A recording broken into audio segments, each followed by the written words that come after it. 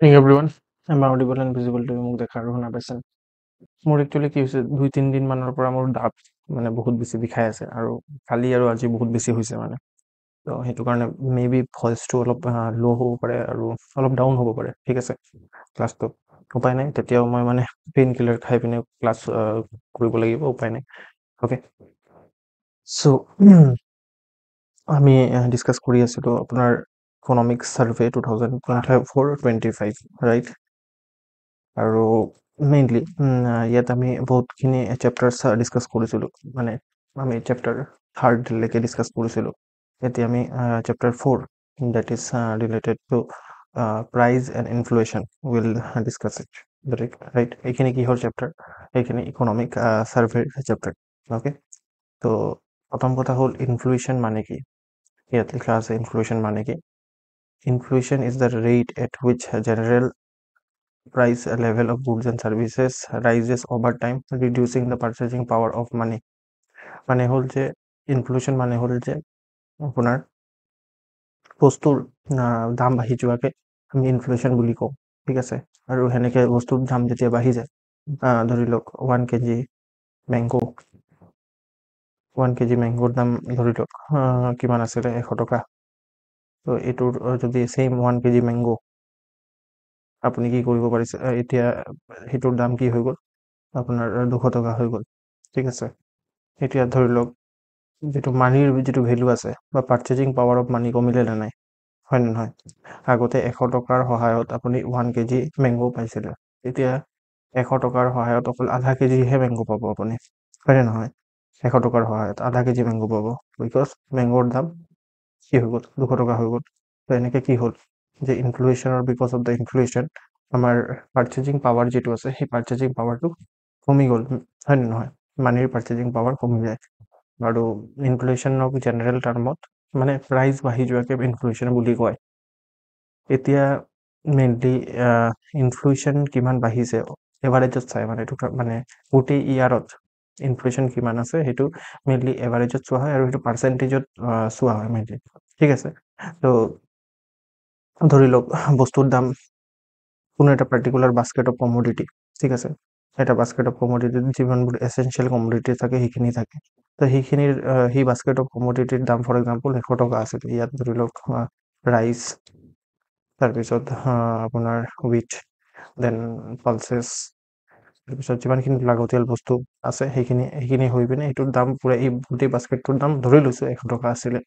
তো এই basket of কমোডিটিৰ দাম কিমান ফ্লাকচুৱেশ্যন আহিলে তাৰ যদি এভাৰেজ কৰি দিওঁ তেতিয়াহ'লে আমি এই এভাৰেজ কৰি পিনে পাৰ্চেণ্টেজ ওলাই লওঁ, ঠিক আছে? ধৰি লওক এই বাস্কেট অফ কমোডিটিৰ দাম কি হৈ গ'ল আপোনাৰ 200 টকা হৈ গ'ল, তো পূৰা 100% বাঢ়ি গ'ল, ৰাইট? তো ইয়াত পাৰ্চেণ্টেজটো সেনেকৈ লোৱা হয়, বুজি পালে, ৰাইট? তো আল্টিমেটলি আমাৰ ইনফ্লেশ্যনৰ কথা মেইনলি ইকনমিক ছাৰ্ভে কৈছে যে 8.7% 2022 আছিলে, because of the supply chain disruption. আৰু ছাপ্লাই চেইন ডিছৰাপশ্যনৰ কাৰণে আৰু এই ছাপ্লাই চেইন ডিছৰাপশ্যনছ মেইনলি কিহৰ কাৰণে হৈছিলে, because of the various geopolitical issues. For example আমি কালি ডিছকাছ কৰিছিলোঁ ছুৱেজ কেনেলৰ মেইনলি মানে তাতে প্ৰব্লেম হৈছিলে, আৰু পানামা কেনেল শুকাই গৈছিলে, হয়নে নহয়? আৰু ইউক্ৰেইন ৰাছিয়াৰ ৱাৰ চলি আছিলে, ৰাইট? তাৰপিছত আপোনাৰ ধৰি লওক এতিয়া ইজৰাইল আৰু হামাছৰ ৱাৰ, দেন এতিয়া ডনাল্ড ট্ৰাম্প ৰাষ্ট্ৰপতি বনিছে, এনেকুৱা ধৰণৰ মেইনলি কি আপোনাৰ জিঅ' পলিটিকেল ইছ্যুৰ কাৰণে ছাপ্লাই চেইনত ডিষ্ট্ৰাকশ্যন আহিছিল। আৰু বিকজ অফ ডেট চক আমাৰ গোটেই প্ৰাইচটো কিহৰ ওপৰত ডিপেণ্ড কৰে, আমাৰ প্ৰাইচ বাঢ়ি যোৱাটো বা কমি যোৱাটো কিহৰ ওপৰত ডিপেণ্ড কৰে, ডিমাণ্ড আৰু ছাপ্লাই। অ'কে, ডিমাণ্ড এণ্ড ছাপ্লাইৰ ওপৰত মেইনলি প্ৰাইচৰ কথাটো ডিপেণ্ড কৰে। এতিয়া যদি ডিমাণ্ড বাঢ়ে তেতিয়াহ'লে প্ৰাইচ বাঢ়ে, যদি ছাপ্লাই কমি যায় তেতিয়াহ'লেও প্ৰাইচ বাঢ়ে, ৰাইট? তো সেইটো মেইনলি ছাপ্লাই চেইনৰ কাৰণে ইয়াত আপোনাৰ প্ৰাইচটো ইমান বেছি আছিলে, ঠিক আছে? বাট সেইটো অলপ কমিছে, তেতিয়াও এইটো বেছিয়ে আছে, 8.7% 2024 আছে, ঠিক আছে? আৰু এই যিটো ইনফ্লেশ্যন 8.7ৰ পৰা 5.7 আহিলে, সেইটো because of the monetary tightening, মানে যিটো RBI আছে, RBI যিটো মানিটাৰী পলিচি, আমাৰ RBIৰ মানিটাৰী পলিচিত মেইনলি ৰেপ' ৰেটৰ লগত চেঞ্জেছ কৰে, ঠিক আছে? ৰেপ' ৰেট তো এই ৰেপ ৰেট যিটো আছে সেই ৰেপ ৰেটটো RBI কি কৰিছিলে বঢ়াই ৰাখিছিলে। আমি জানো যে 6.5% আমাৰ ইণ্ডিয়াৰ ৰেপ ৰেট মেইনটেইন কৰি ৰাখিছিলে বহুত দিনৰ পৰাই। তো ultimately because of this rap rate increase, যিটোক আমি টেকনিকেলি কওঁ মানিটাৰী টাইটেনিং, আৰু বিকজ অফ দেট কি হয় যে আমাৰ ইনফ্লেশ্যনটো অলপ চলপ কমিবলৈ ষ্টাৰ্ট হ'ল। ঠিক আছে, ঠিক মই আপোনাৰ ভিডিঅ'টো বন্ধ কৰি দিওঁ। তো বিকজ অফ দেট আপোনাৰ কি হ'ল না যে ৰেপ ৰেট আপোনাৰ ইনক্ৰিজৰ কাৰণে আল্টিমেটলি কি হ'ল না যে মানিটাৰী টাইটেনিং আমি যাক কওঁ। অ'কে, আৰু বিকজ অফ দেট মানিটাৰী টাইটেনিং আমাৰ অলপ চলপ ইনফ্লেশ্যনটো কমিলে। তো আপোনালোকে এতিয়া ভাবি আছে চাগে মানিটাৰী টাইটেনিঙৰ কাৰণে ইনফ্লেশ্যনটো কেনেকৈ কমিলে, ৰাইট? তো এতিয়া চাওক, যেতিয়া RBIৰ যিটো ৰেপ ৰেট আছে, RBIৰ ৰেপ ৰেট মানে কি? RBI's ৰেপ ৰেট মানে RBIৰ যিটো ইণ্টাৰেষ্ট ৰেট আৰু লোনৰ ইণ্টাৰেষ্ট ৰেট। RBI কাক লোন দিয়ে? আমাকতো লোন নিদিয়ে। RBI কাক লোন দিয়ে? কমাৰ্চিয়েল বেংকবোৰক লোন দিয়ে। এতিয়া RBI যেতিয়া ৰেপ ৰেটটো বঢ়ায়, ঠিক আছে, তো কি হয় যে যিটো আপোনাৰ কমাৰ্চিয়েল বেংকবোৰ আছে, কমাৰ্চিয়েল বেংকবোৰৰ ইণ্টাৰেষ্ট ৰেটটো বাঢ়ি যায়, হয় নে নহয়? মানে লোনৰ ইণ্টাৰেষ্ট ৰেট বাঢ়ি যায়, ৰাইট? আৰু এই যে RBI যিটো ৰেপ ৰেট বঢ়াই আছে তাকে আমি মানিটাৰী টাইটেনিং বুলি কওঁ, ৰাইট?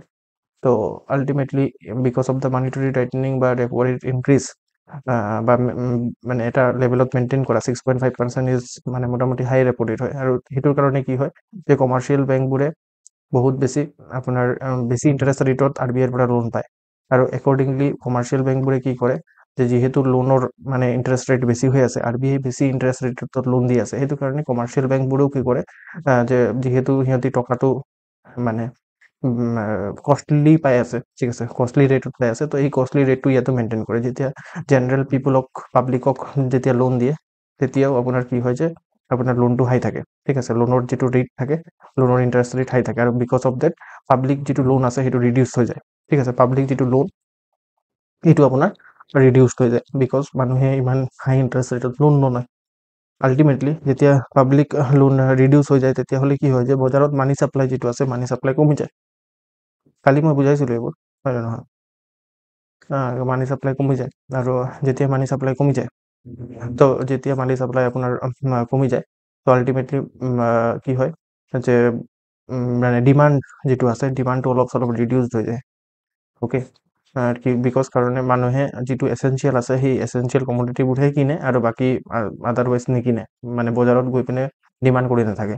তো আল্টিমেটলি ডিমাণ্ড কমিলে আমি জানো যে ডিমাণ্ডটো যদি ৰিডিউচ হয় তেতিয়াহ'লে আল্টিমেটলি কি হ'ব? প্ৰাইচটো ৰিডিউচ হ'ব, হয় নে নহয়? এনেকৈ কি হ'ব? প্ৰাইচ ৰিডিউচ হোৱা মানে কি? আমি ইনফ্লেশ্যন বুলি জানো, ইনফ্লেশ্যন ৰিডিউচ হোৱা, ডিফ্লেশ্যনৰ ফালে যোৱা, ৰাইট? তো এইটোৱে এটা ৰিলেশ্যন, বুজি পালে নে?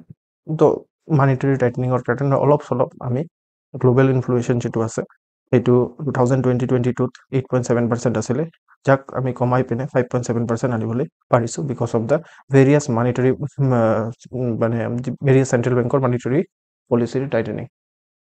Is it clear? এইটো বুজি পাইছেনে কথাষাৰ? এইটো কথাষাৰ বুজি পাইছেনে? তো ডমেষ্টিকেলি আমি যদি চাওঁ তেতিয়াহ'লে ইনফ্লেশ্যনৰ ট্ৰেণ্ডটো কেনেকুৱা ধৰণৰ আমি চাব লাগিব। তো ডমেষ্টিকেলি আপোনাৰ কি হৈছে যে ইনফ্লেশ্যন ইয়াতো আমি ডমেষ্টিকেলি ইউজড হৈছে বুলি ক'ব পাৰোঁ, যে অলপ কমিছে।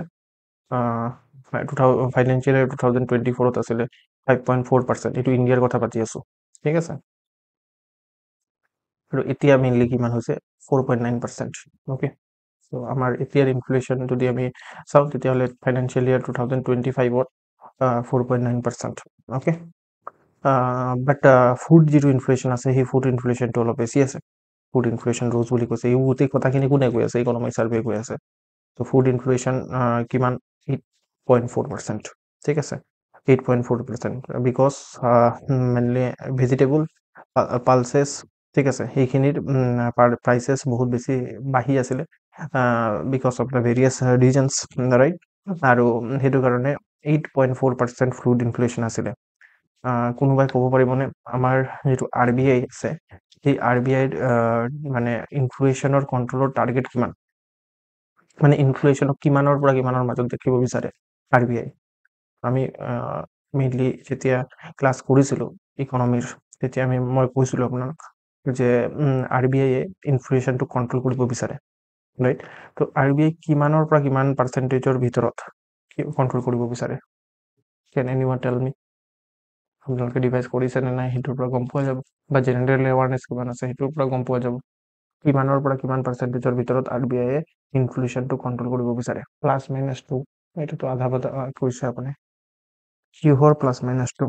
তো RBI কি কৰে? RBIৰ টাৰ্গেট হৈছে RBI ইনফ্লেশ্যনৰ টাৰ্গেটিঙত ফ'কাছ কৰে। ইনফ্লেশ্যন টাৰ্গেটিং এইটো কয় RBIৰ inflation targeting. What is this RBIৰ ইনফ্লেশ্যন টাৰ্গেটিং? RBI কি কৰে যে RBI গোটেই ইনফ্লেশ্যনটোক 4% ৰাখিব বিচাৰে জেনেৰেলি। ইয়াৰ +-2 মানে হ'ল যে আপোনাৰ 4%ৰ পৰা +2 হৈ পিনে 6% হ'ব পাৰে, বা -2 হৈ পিনে আপোনাৰ কি হ'ব পাৰে 2% হ'ব পাৰে। মানে RBI 2ৰ পৰা 6%ৰ ভিতৰত ৰাখিব বিচাৰে ইনফ্লেশ্যনক। বাট আমাৰ ফুডলি ইনফ্লেশ্যন আমাৰ কিমান হৈ আছে? আপোনাৰ 8.4%। নো ডাউট অভাৰঅল যিটো ইনফ্লেশ্যন আছে, অভাৰঅল ইনফ্লেশ্যন মোটামুটি কণ্ট্ৰলত আছে বুলি ক'ব পাৰোঁ আমি, ঠিক আছে। বাট যিটো ফুড ইনফ্লেশ্যন আছে 8.4% আছে, সেইটো বাঢ়ি আছে, ঠিক আছে। আৰু যিটো ক'ৰ ইনফ্লেশ্যন আছে, বাকীটো আপোনালোকে জানে যে ক'ৰ ইনফ্লেশ্যন মানে কি। বাট যিসকলে নাজানে মই তাহাঁতৰ কাৰণে ইয়াত লিখি দিছোঁ যে 1 নম্বৰটো হ'ল যে ৰিটেইল ইনফ্লেশ্যন। ৰিটেইল ইনফ্লেশ্যনত গোটেইখিনি প্ৰাইচ অফ গুডছ আৰু ছাৰ্ভিচেছ কনচিডাৰ কৰা হয় কনজিউমাৰ লেভেলত। আৰু ৰিটেইল ইনফ্লেশ্যনক জোখাৰ কাৰণে এটা মেজাৰমেণ্ট থাকে, সেইটো হ'ল আপোনাৰ কনজিউমাৰ প্ৰাইচ ইণ্ডেক্স। যেনেকৈ ৱেইটক জোখাৰ কাৰণে কি থাকে? কেজি, হয় নে নহয়? কিলোগ্ৰাম আমি ইউজ কৰোঁ। হাইটক জোখাৰ কাৰণে আমি কি ইউজ কৰোঁ? চেণ্টিমিটাৰ, মিটাৰ এইবোৰ ইউজ কৰোঁ ন। চিমিলাৰলি ৰিটেইল ইনফ্লেশ্যনক জোখাৰ কাৰণে কনজিউমাৰ প্ৰাইচ ইণ্ডেক্স ইউজ কৰা হয়। বুজি পালে? তো এইটো হ'ল। আৰু ক'ৰ ইনফ্লেশ্যন মানে হ'ল যে এতিয়া চাওক, ৰিটেইল ইনফ্লেশ্যনততো ইনক্লুডিং ফুড আৰু ফিউল থাকে, ঠিক আছে। মই ক'লোঁ যে মোটামুটি গোটেইকেইটা গুডছ আৰু ছাৰ্ভিচেছকো আমি কভাৰ কৰোঁ, ৰাইট, ইনক্লুডিং ফুড আৰু ফিউল। বাট কথা হৈছে যিটো ফুড আৰু ফিউল আছে সেইটো কেতিয়াবা দাম বাঢ়ি যায়, কেতিয়াবা তাৰ দাম কমি যায়। কেলে? বিকজ অফ ফুড যিটো আছে, ফুডৰ ছাপ্লাইৰ ওপৰত ডিপেণ্ড কৰে, স্পেচিয়েলি ভেজিটেবল ফৰ এক্সাম্পল। তাৰ ছাপ্লাইৰ ওপৰত ডিপেণ্ড কৰে। এতিয়া ছাপ্লাই যদি ভাল থাকে তেতিয়াহ'লে তাৰ প্ৰাইচ কম থাকিব, ছাপ্লাই যদি বেয়া থাকে তেতিয়াহ'লে তাৰ প্ৰাইচ বেছি থাকিব। তো আল্টিমেটলি সেইটো কাৰণে চাব যে বজাৰত গ'লে আপুনি যিটো টমেট'ৰ দাম চেঞ্জ হৈ থাকিব, বা অনিয়নৰ দাম চেঞ্জ হৈ থাকিব, বুজি পাইছে? বিকজ সেইটো ডিমাণ্ড আৰু ছাপ্লাইৰ ওপৰত সেইটো বহুত বেছি মানে ভলেটাইল হয়, ৰাইট। চিমিলাৰলি ফিউল, যদি আপোনালোকে ঘৰত বাইক বা গাড়ী আছে গম পাব যে ফিউলতো প্ৰাইচ আপ ডাউন হৈ থাকে, because of the international price, ঠিক আছে। তো তাৰ কাৰণেও আপ ডাউন হয়, এক্সেশ্যনৰ কাৰণেও আপ ডাউন হয়। তো ফুড আৰু ফিউল এনেকুৱা এটা বস্তু যাৰ প্ৰাইচ বহুত বেছি আপ ডাউন হয়।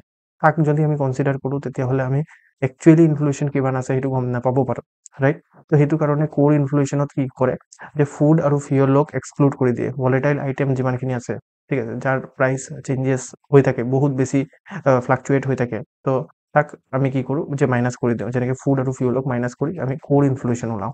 বুজি পালেনে? একেবাৰে মই চিম্পুল টাৰ্মত কথা পাতি আছোঁ। বাট আজি মোৰ কথা পাতিবলৈ অলপ অসুবিধা হৈছে, মোৰ দাঁতটো বিষাই আছে, মই অলৰেডি আপোনালোকক কৈ আছোঁ। মই যিটো টোনত মানে ভলিউম ঠিক আছেনে? নে আৰু অলপ চিঞৰি ক'ব লাগিব? শুনি পাইছে নাই আপোনালোকে? মাইকটোতো মই ঠিকে আছে। অ'কে। তো ক'ৰ ইনফ্লেশ্যনৰ কথা মই কি হয়, ক'ৰ ইনফ্লেশ্যন মানে কি হয় বুজালোঁ। তো ক'ৰ ইনফ্লেশ্যনৰ কথা ইকনমিক ছাৰ্ভে কৈছে যে এইটো মানে লাষ্ট ডিকেড যিটো আছিলে, লাষ্ট ডিকেড মানে লাষ্ট 10 বছৰ, লাষ্ট 10 বছৰত লৱেষ্ট বুলি কৈছে ক'ৰ ইনফ্লেশ্যন। অ'কে। বাট ৰিটেইল ইনফ্লেশ্যন মোটামুটি আছে আমাৰ কিমান পাৰ্চেণ্ট? 8.4%। আৰু যিটো ফুড ইনফ্লেশ্যন অলপ বেছি আছে, ৰিটেইল ইনফ্লেশ্যন আমাৰ 4.9% আছে, আৰু ফুড ইনফ্লেশ্যন 8.4% আছে। অ'কে। জাষ্ট এবাৰ দুবাৰ ৰিভাইজ কৰিলে এইখিনি কথা আপোনালোকৰ মনত থাকিব। চিন্তা কৰিব নালাগে যে ইমানখিনি ডাটা, চব ইকনমিক ছাৰ্ভে মানেই ডাটা। অ'কে। ইকনমিক ছাৰ্ভেত বেছিভাগ ডাটাই থাকিব।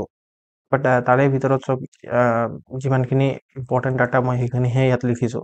আৰু ইয়াৰ ভিতৰতো মই ক'ম যে কোনটো মনত ৰাখিব লাগিব, কোনটো মনত ৰাখিব নালাগে। অ'কে। এইখিনি এই দুটা মনত ৰাখিব যে ইনফ্লেশ্যন কিমান এপ্ৰক্সিমেটলি এটা ফিগাৰ মনত থাকিব লাগে। যে 4.9% বুলি মনত ৰাখিবই লাগিব বুলি কথা নাই। জাষ্ট আপুনি ভাবিব যে মানে মোটামুটি ইনফ্লেশ্যন কণ্ট্ৰলত আছে, আমাৰ 4% মান আছে বা 5% মান আছে, ঠিক আছে।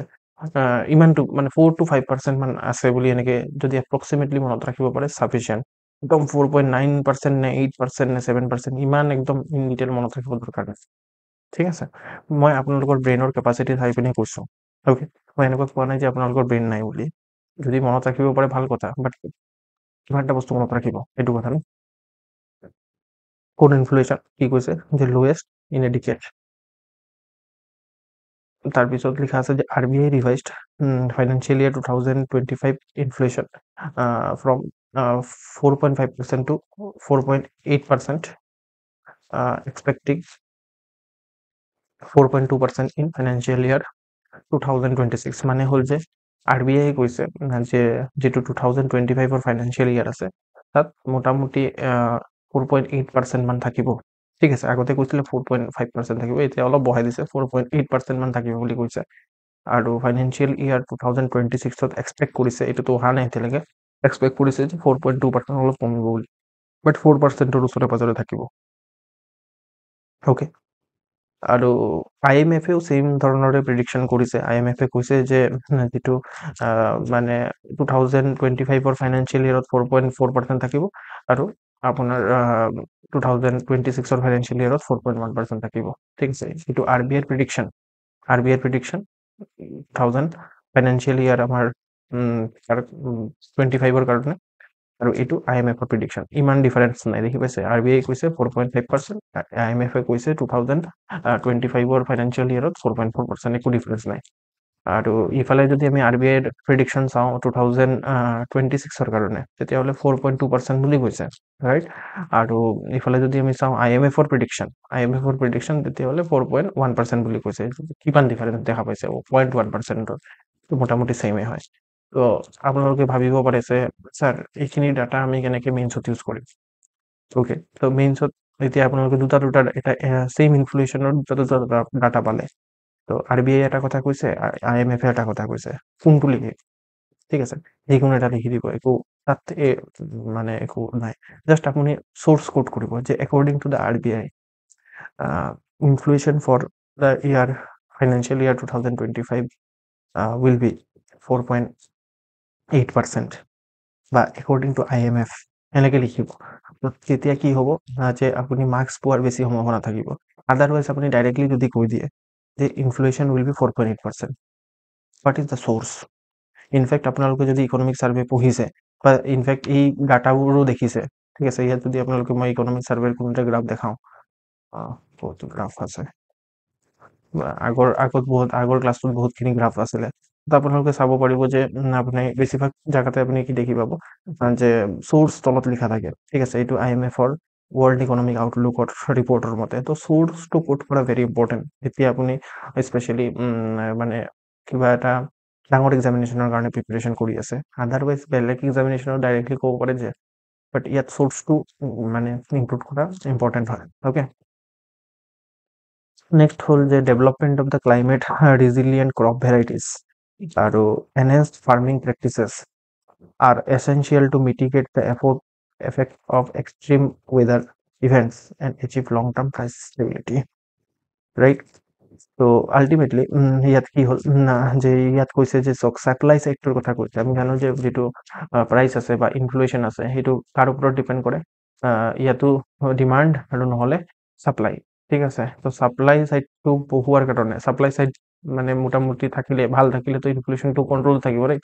তো ছাপ্লাই চাইড তেতিয়াহে ভাল থাকিব যেতিয়া আমাৰ যিমানখিনি ক্ৰপছ আছে সেই ক্ৰপছখিনি এক্সট্ৰিম ৱেডাৰ ইভেণ্টৰ পৰা এফেক্ট নহ'ব। সেইটো কাৰণে কৈছে যে আমাৰ কি যে climate resilient crop variety adopt কৰাৰ কাৰণে, climate resilient crop variety. Okay, আৰু প্লাছ এনহেঞ্চ ফাৰ্মিং প্ৰেক্টিচেছ, কিছুমান ফাৰ্মিং প্ৰেক্টিচ যিমান মানে ফাৰ্মিং প্ৰেক্টিচখিনিক অলপ আমি বেটাৰ কৰিব লাগিব বুলি কৈছে, ৰাইট? এইখিনি হ'ল মেইনলি আমাৰ ৰিকমেণ্ডেশ্যন ইকনমিক ছাৰ্ভেত, যাতে আমি কেনেকৈ আমি ইনফ্লেশ্যনক কণ্ট্ৰলত ৰাখিব পাৰোঁ। অ'কে, তো তেতিয়াহে আমাৰ কি হ'ব যে লং টাৰ্ম প্ৰাইচ ষ্টেবিলিটি আহিব। ঠিক, নেক্সট হ'ল ফুড ইনফ্লেশ্যনক কণ্ট্ৰল কৰাৰ কাৰণে এডমিনিষ্ট্ৰেটিভ মেজাৰ্ছ কি লৈছে সেইটো ইকনমিক ছাৰ্ভে মেজাৰ কৰিছে, মানে মেনশ্যন কৰিছে। ঠিক আছে, তো চিৰিয়েল ক্ৰপছবোৰৰ কাৰণে, ঠিক আছে, চিৰিয়েল ক্ৰপছবোৰ কি, যেনেকৈ হুইট, ৰাইচ, এইবোৰ হ'ল আপোনাৰ চিৰিয়েল ক্ৰপ। ঠিক আছে? তো সিৰিয়েল ক্ৰপৰ কাৰণে কি কৰিছে এডমিনিষ্ট্ৰেটিভ মেজাৰ্ছ, যিটো ফুড ইনফ্লেশ্যনক কণ্ট্ৰল কৰাৰ কাৰণে, চিৰিয়েল ক্ৰপৰ ইনফ্লেশ্যন কণ্ট্ৰল কৰাৰ কাৰণে ষ্টক লিমিট ৰাখিছে। যেনেকে হুইটৰ কাৰণে ষ্টক লিমিট। মানে কি হয় যে যিমানবোৰ ট্ৰেডাৰ্ছ আছে, ধৰি লওক, বা কিছুমান ফাৰ্মাৰ্ছ আছে, কিছুমান ৱেৰ হাউচৰ মানুহখিনি আছে, মণ্ডিৰ মানুহখিনি আছে, তাহাঁতে কি কৰে যে ইচ্ছা কৰি পিনে তাহাঁতি আৰ্টিফিচিয়েলি প্ৰাইচটো বঢ়াই দিয়ে। তো মানে আৰ্টিফিচিয়েলি ছাপ্লাই কমাই ৰাখে। তো তাহাঁতিও জানে যে ছাপ্লাই যদি কম থাকে তেতিয়াহ'লে কি হ'ব, যে যিটো বস্তুৰ ছাপ্লাই কম সেইটো বস্তুৰ প্ৰাইচ বেছি, হয় নে নহয়? তো আল্টিমেটলি তাহাঁতি এই আৰ্টিফিচিয়েল স্কেয়াৰচিটি ক্ৰিয়েট কৰে। তাহাঁতৰ ওচৰত গ'ডাউনত মাল থাকে, দেন অলছ' তাহাঁতি কয় যে আমাৰ ওচৰত মাল নাই, ঠিক আছে? আৰু প্ৰত্যেকজনে মিলি পিনে যেতিয়া এইটো কাম কৰে, তেতিয়া আল্টিমেটলি কি হয় যে প্ৰাইচটো বাঢ়ি যায়, ঠিক আছে? যেতিয়া প্ৰাইচ এটা লেভেলত আহি যায়, তেতিয়া তাহাঁতি গোডাউনৰ পৰা মালবোৰ ওলায়, ঠিক আছে? এইটো কৰে তাহাঁতি। তো আল্টিমেটলি ষ্টক কৰি ৰাখে। এই ষ্টক যাতে ৰাখিব নোৱাৰে আৰু আৰ্টিফিচিয়েলি প্ৰাইচটো ৰাইজ কৰিব নোৱাৰে, গভৰ্ণমেণ্টে এনচিয়ৰ কৰে যে প্ৰত্যেকটা ক্ৰপ বা প্ৰত্যেকটা প্ৰডাক্টৰ ষ্টক লিমিট, ঠিক আছে? তো আল্টিমেটলি কেতিয়াবা গভৰ্ণমেণ্টে কি কৰে যে ষ্টক লিমিট লগাই দিয়ে, ঠিক আছে? তো ধৰি লওক উইটৰ মানে 100 কুইণ্টেল মেইনলি ষ্টক কৰিব পাৰিব, তাতকৈ বেছি ষ্টক কৰিব নোৱাৰে। তাতকৈ বেছি যদি ষ্টক কৰা থাকে তেতিয়াহ'লে ফাইন লাগিব।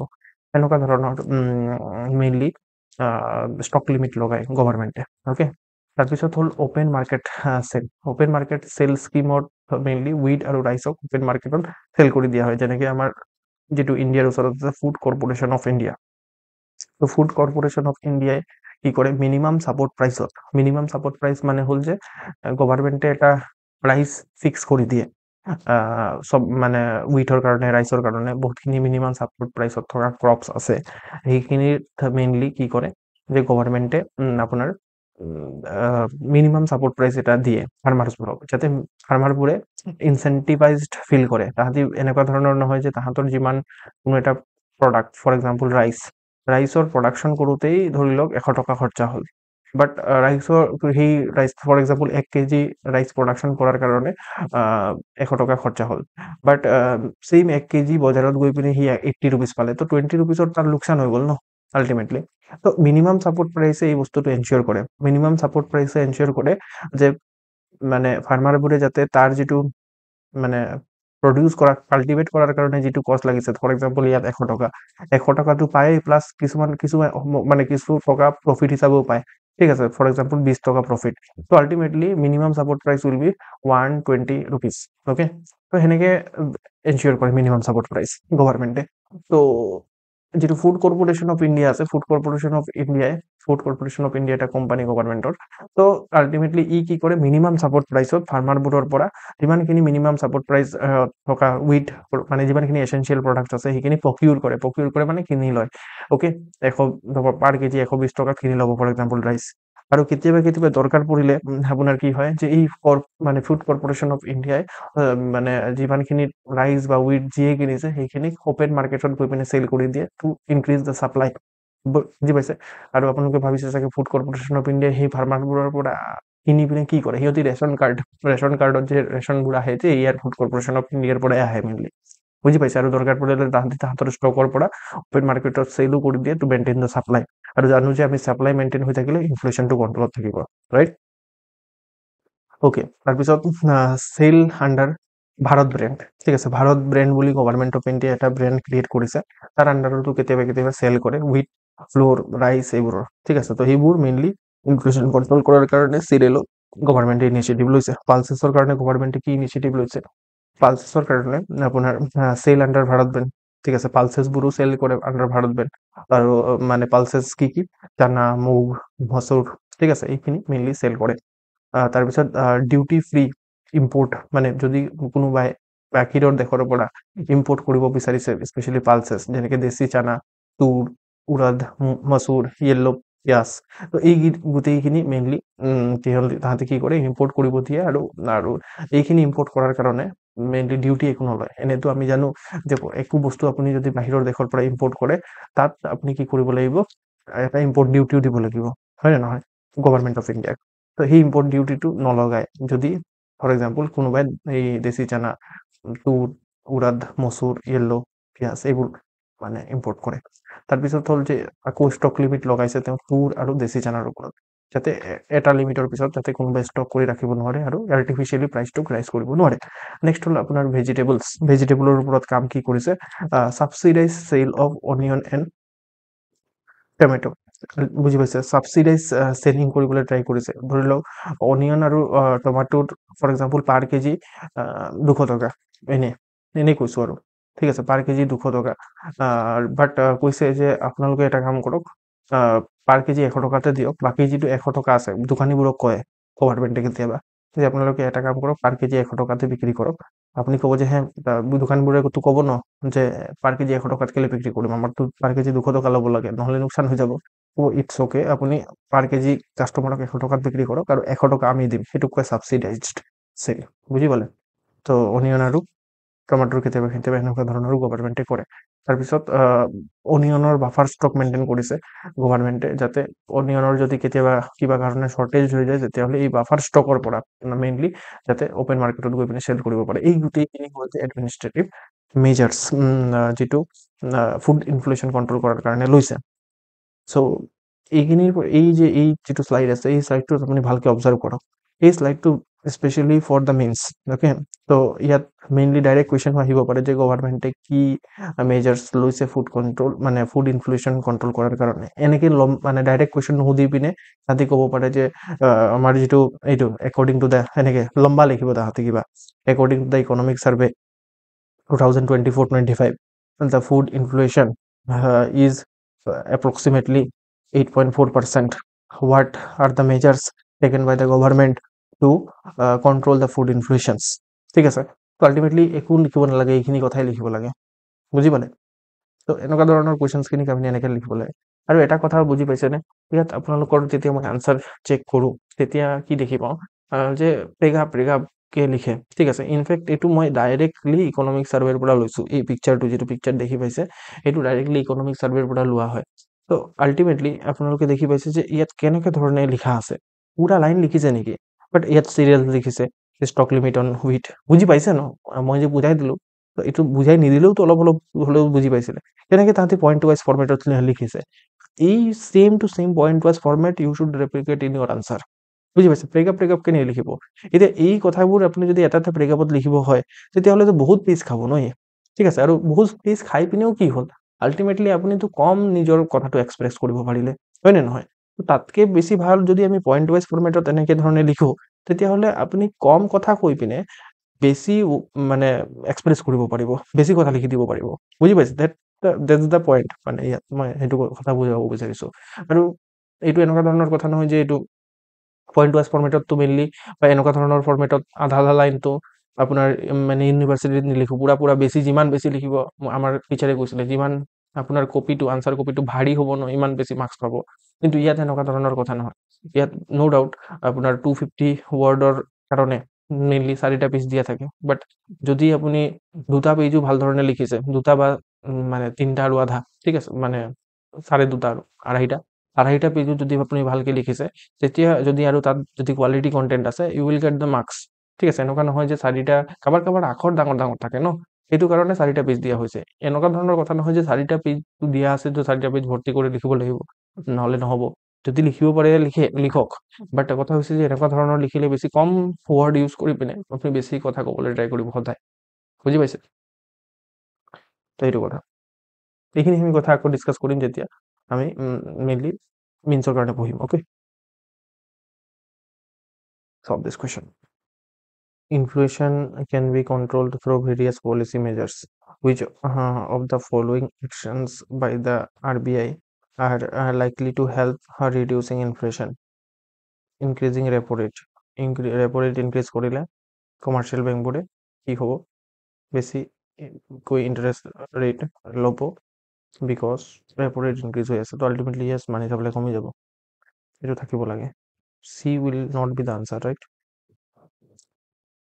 দেন আপোনাৰ এতিয়া হ'ল যে open market operation to sell government security. যদি RBI গভৰ্ণমেণ্ট চিকিউৰিটি চেল কৰে, তেতিয়া RBIৰ ওচৰত কি হ'ব, যে টকা আহিব। So ultimately purpose is to reduce the money supply.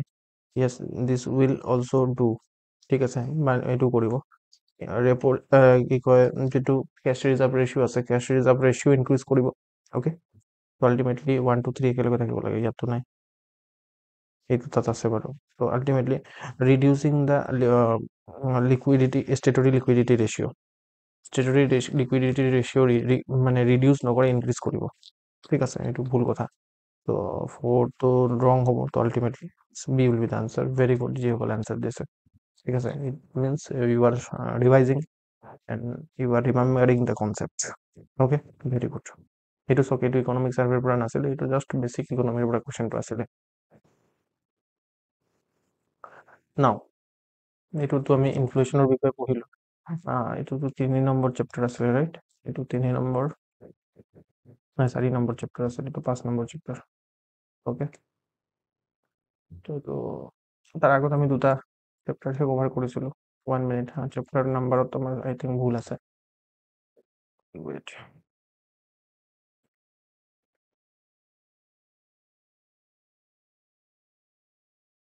এটা চেপ্টাৰ, দুটা চেপ্টাৰ, 3টা চেপ্টাৰ কভাৰ কৰিছিলোঁ। অঁ, 3টা চেপ্টাৰ কভাৰ কৰিছিলোঁ আমি।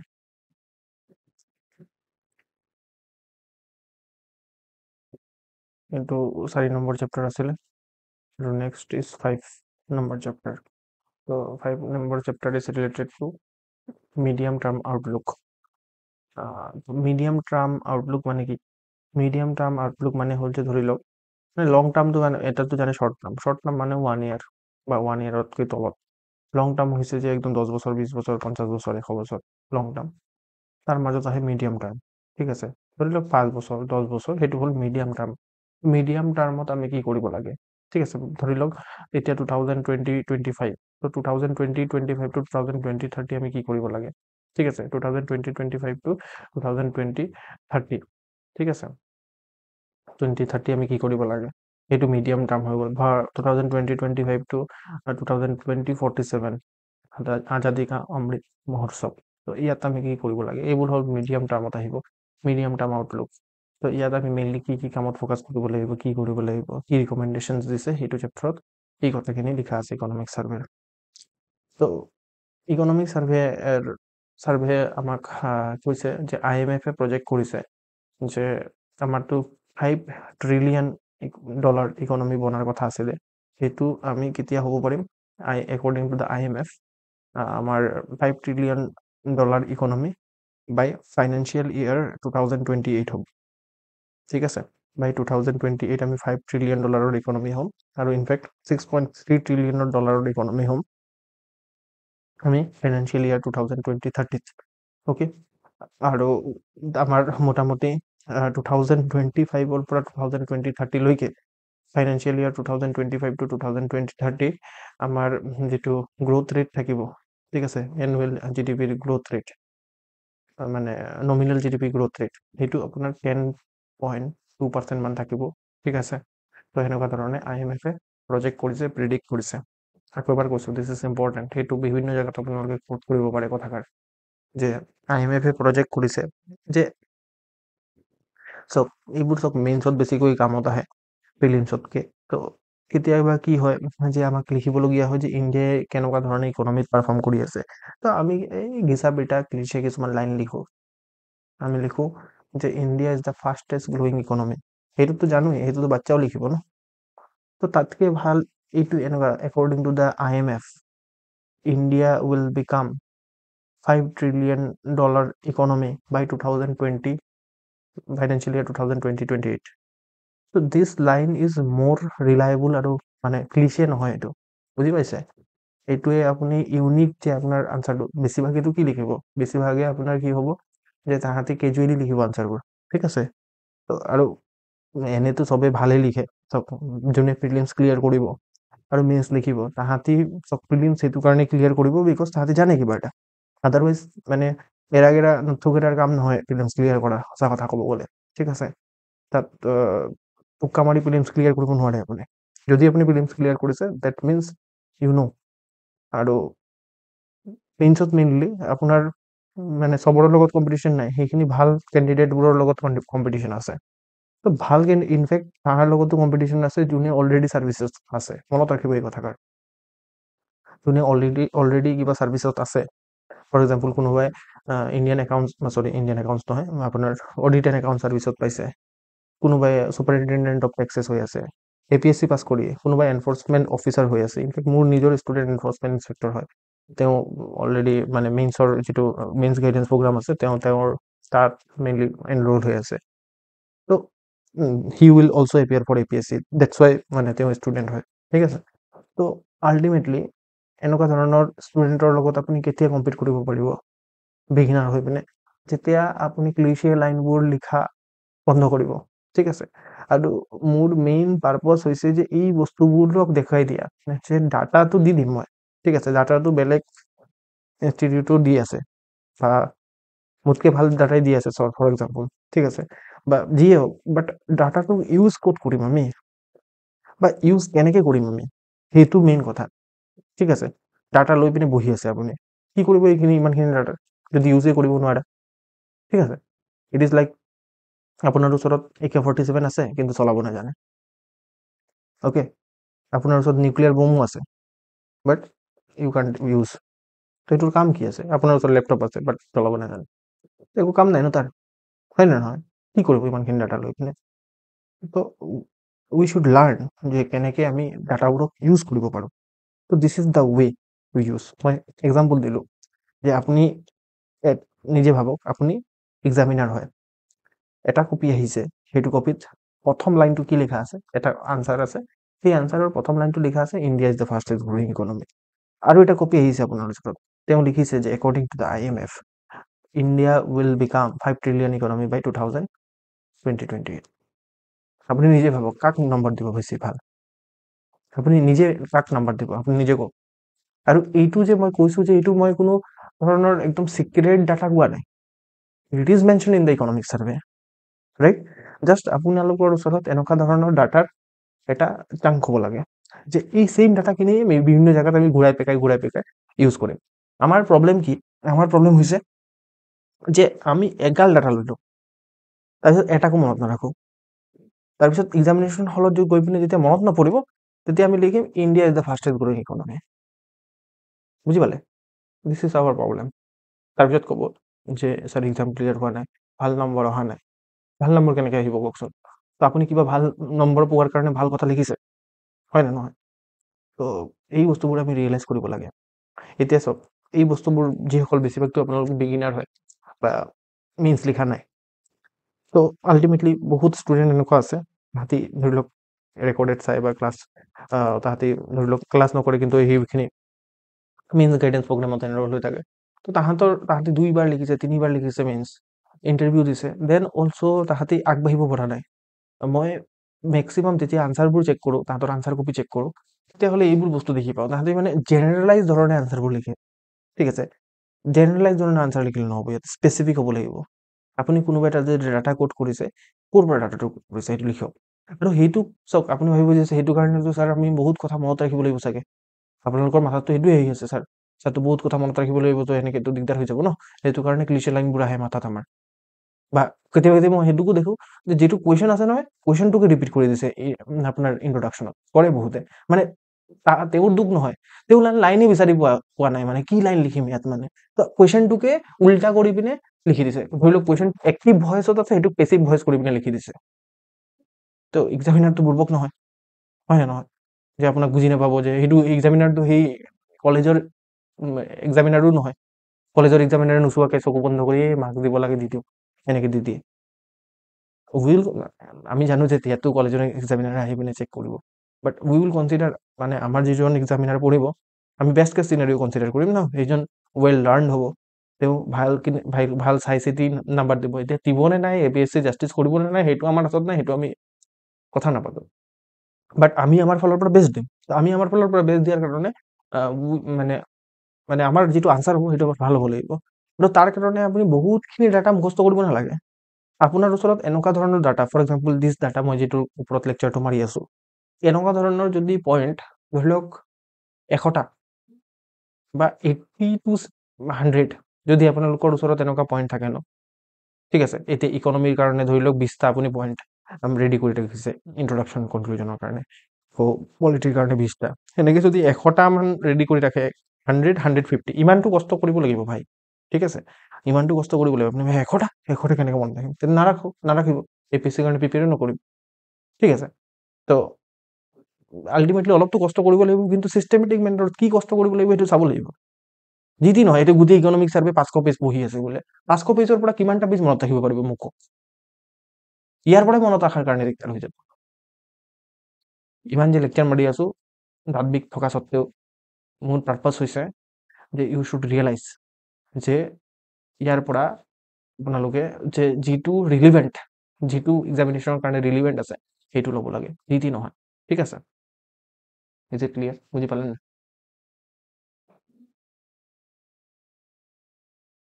Is it clear to all of U?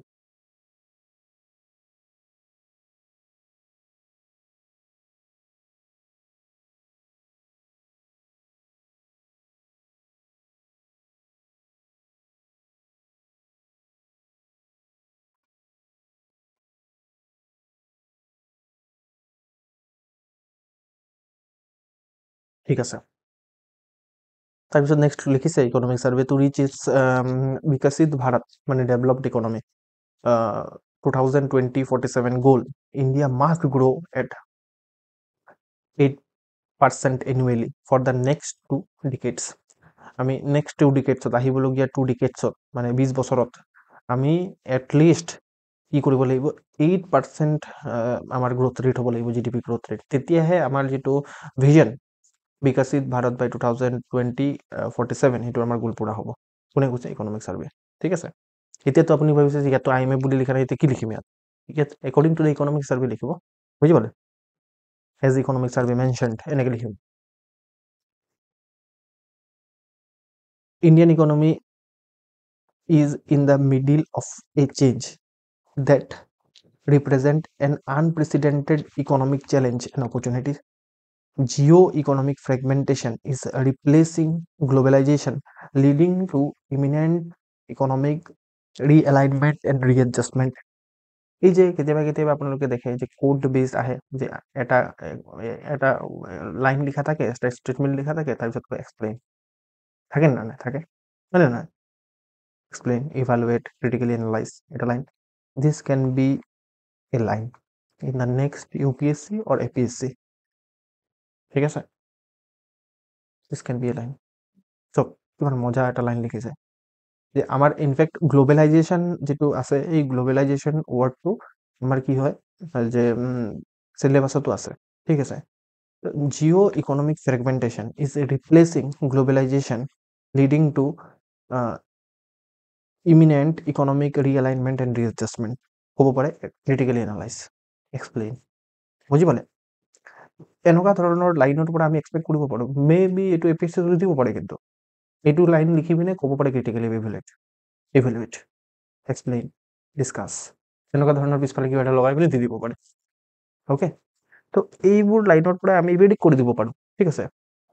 Economic survey why it is important, because ইয়াৰ পৰা আমাৰ কি হয় যে এটলিষ্ট আমি এটা ভিজন পাওঁ যে নেক্সট ইয়াৰত আহিবলগীয়া আছে কি এক্সামত, ঠিক আছে। ইয়াৰ পৰা কুৱেশ্যন আহিবই, চিয়'ৰ, ফিলিমছতো কুৱেশ্যন আহিব, মেইনছতো কুৱেশ্যন আহিব। তো বাট কি আহিব সেইটো আমি ইয়াৰ পৰা চাম। এতিয়া আমি অলপ মানে নেক্সট চেপ্টাৰ আমি যেতিয়া চাম, তেতিয়া আমি বহুতখিনি স্কিম পঢ়িব লাগিব। আমুক স্কিমৰ মতে মানে ক'ব যে প্ৰধানমন্ত্ৰী উজ্জ্বলা যোজনা, তাৰপিছত ফৰ এক্সাম্পল কি যোজনা, এইটোৰ নাম আছিলে অটল পেঞ্চন যোজনা, ঠিক আছে, অমৃত, এইবোৰ নাম লৈছে, কিছুমান স্কিমৰ নাম লৈছে, ঠিক আছে, ইকনমিক চাৰ্ভে এইবাৰৰ। এই স্কিমখিনি আমাৰ কাৰণে ইম্পৰ্টেণ্ট হয়। যিখিনি এতিয়াতো স্কিমটো বহুত আছে, হাজাৰ স্কিম আছে, গভৰ্ণমেণ্ট, আসাম গভৰ্ণমেণ্টৰ আছে, ইণ্ডিয়ান গভৰ্ণমেণ্টৰ আছে। এতিয়া ইণ্ডিয়ান গভৰ্ণমেণ্টৰ কোনখিনি স্কিম আমি পঢ়িম পৰীক্ষাৰ কাৰণে, চব স্কিমটো পঢ়ি যাব নোৱাৰো, মনত নাথাকে। আল্টিমেটলি ইকনমিক চাৰ্ভে আৰু বাজেটে যিমানখিনি স্কিমৰ নাম লৈছে, সেই স্কিমখিনি আমি পঢ়িম ভাল ধৰণে, আৰু তাৰ পৰাই চাব কুৱেশ্যন আহিব। নেক্সট ইয়াৰ মই সেনেকৈ কৰাইছিলোঁ, সেনেকৈ কুৱেশ্যন আহিছে, বুজি পালে? মই ডাইৰেক্টলি প্ৰুভো দেখাইছোঁ, ইনফেক্ট ইউটিউবত যদি চাই, বা মোৰ লগত যিসকল মোটামুটি 1 বছৰতকৈ বেছিকৈ জড়িত হৈ আছে, তাহাঁতে গম পায় যে মই এইটো কৈছোঁ আৰু সেইটো আহিছে, সেনেকুৱা ধৰণৰ হৈছে।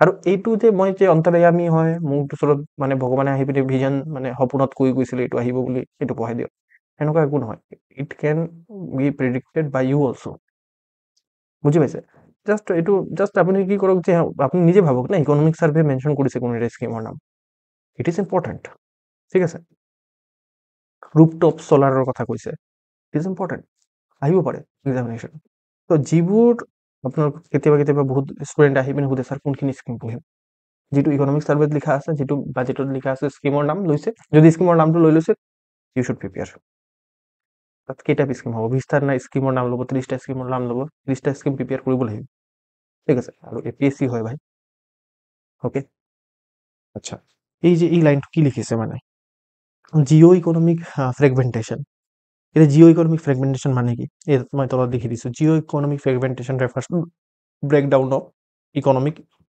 global economic integration due to the geopolitical tension, protectionism, shifting alliance, leading to trade barriers, supply chain disruptions, financial decoupling এইবোৰ এই যে জিঅ' ইকনমিক ফ্ৰেগমেণ্টেশ্যন হৈ আছে মানে গোটেই মানে কৈছে যে এটা সময়ত এটা টাৰ্ম পপুলাৰ আছিলে ডেট ইজ গ্ল'বেলাইজেশ্যন হৈ আছে গোটেই ৱৰ্ল্ডটো এটা গ্ল'বেল ভিলেজ হৈ আছে চবেই এটা এজনে আনজনৰ লগত কানেক্টেড সেনেকুৱা ধৰণৰ এটা টাৰ্ম আমি বহুত শুনিছিলোঁ স্কুল কলেজৰ পৰা আপুনি শুনি আছে যে গ্ল'বেলাইজেশ্যন হৈ আছে যে এতিয়া দেশৰ বাউণ্ডেৰীবোৰ যে অকল বাউণ্ডেৰী হৈ থাকিব মানে ফিজিকেল বাউণ্ডেৰী হৈ থাকিব তাহাঁতৰ কোনো মানে নাথাকিব ultimately every one will be connected through the internet ঠিক আছে গ্ল'বেল ভিলেজ হৈ আছে তো এইবোৰ কথাটো আপুনি শুনি আছিলে সেইটো কমন হয় এতিয়া নতুন এটা টাৰ্ম আহিছে সেইটো হ'ল জিঅ' ইকনমিক ফ্ৰেগমেণ্টেশ্যন মানে এই যে আপোনালোকে দেখি পাইছে নে নাই নো ডাউট আমাৰ গ্ল'বেলাইজেশ্যন হৈ আছিলে বাট বিকজ অফ চাম ৰিজনছ যেনেকৈ Jio' political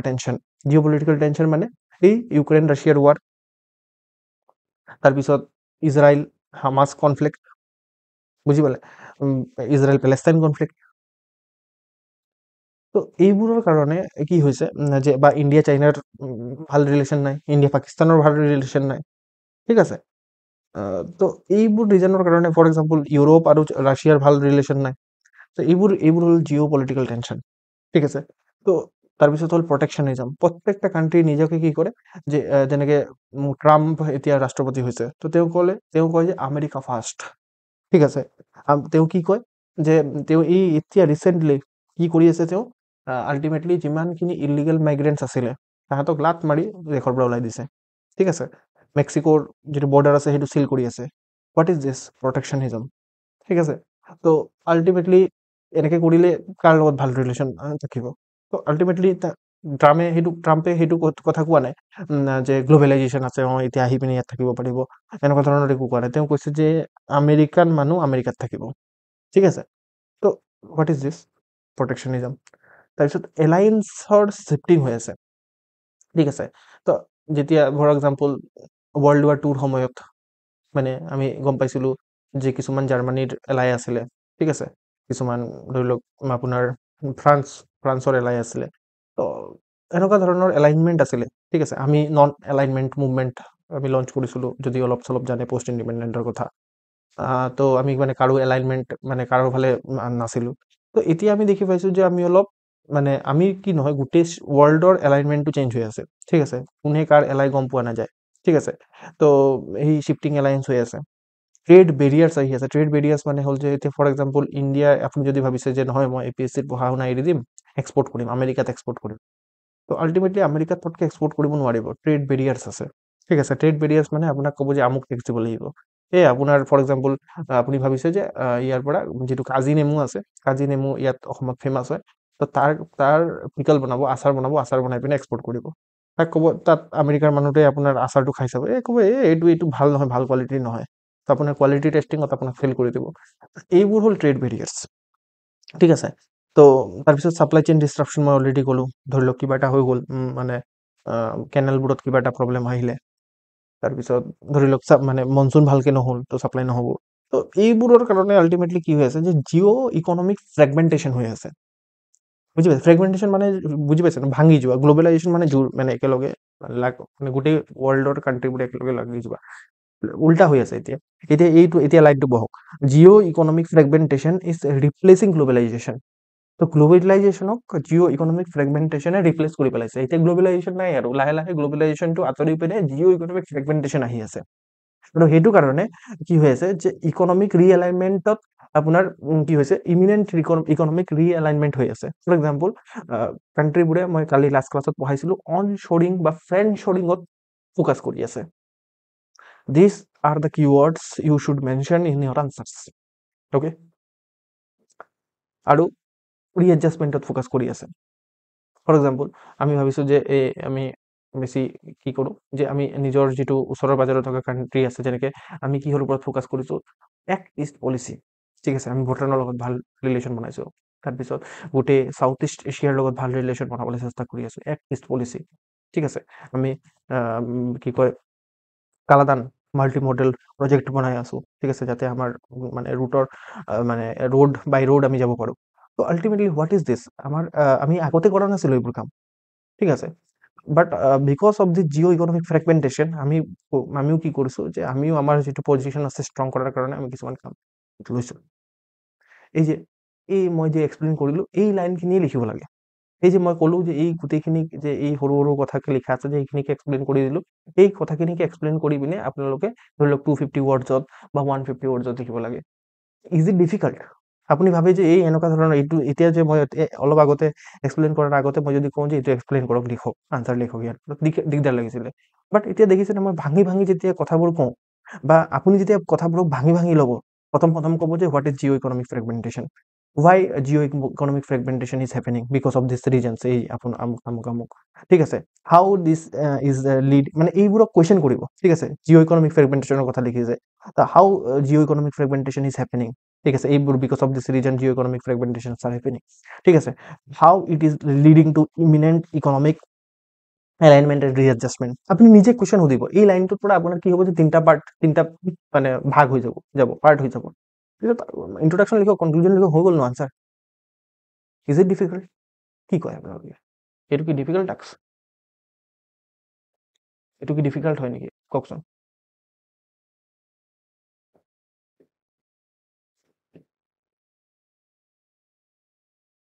is it difficult?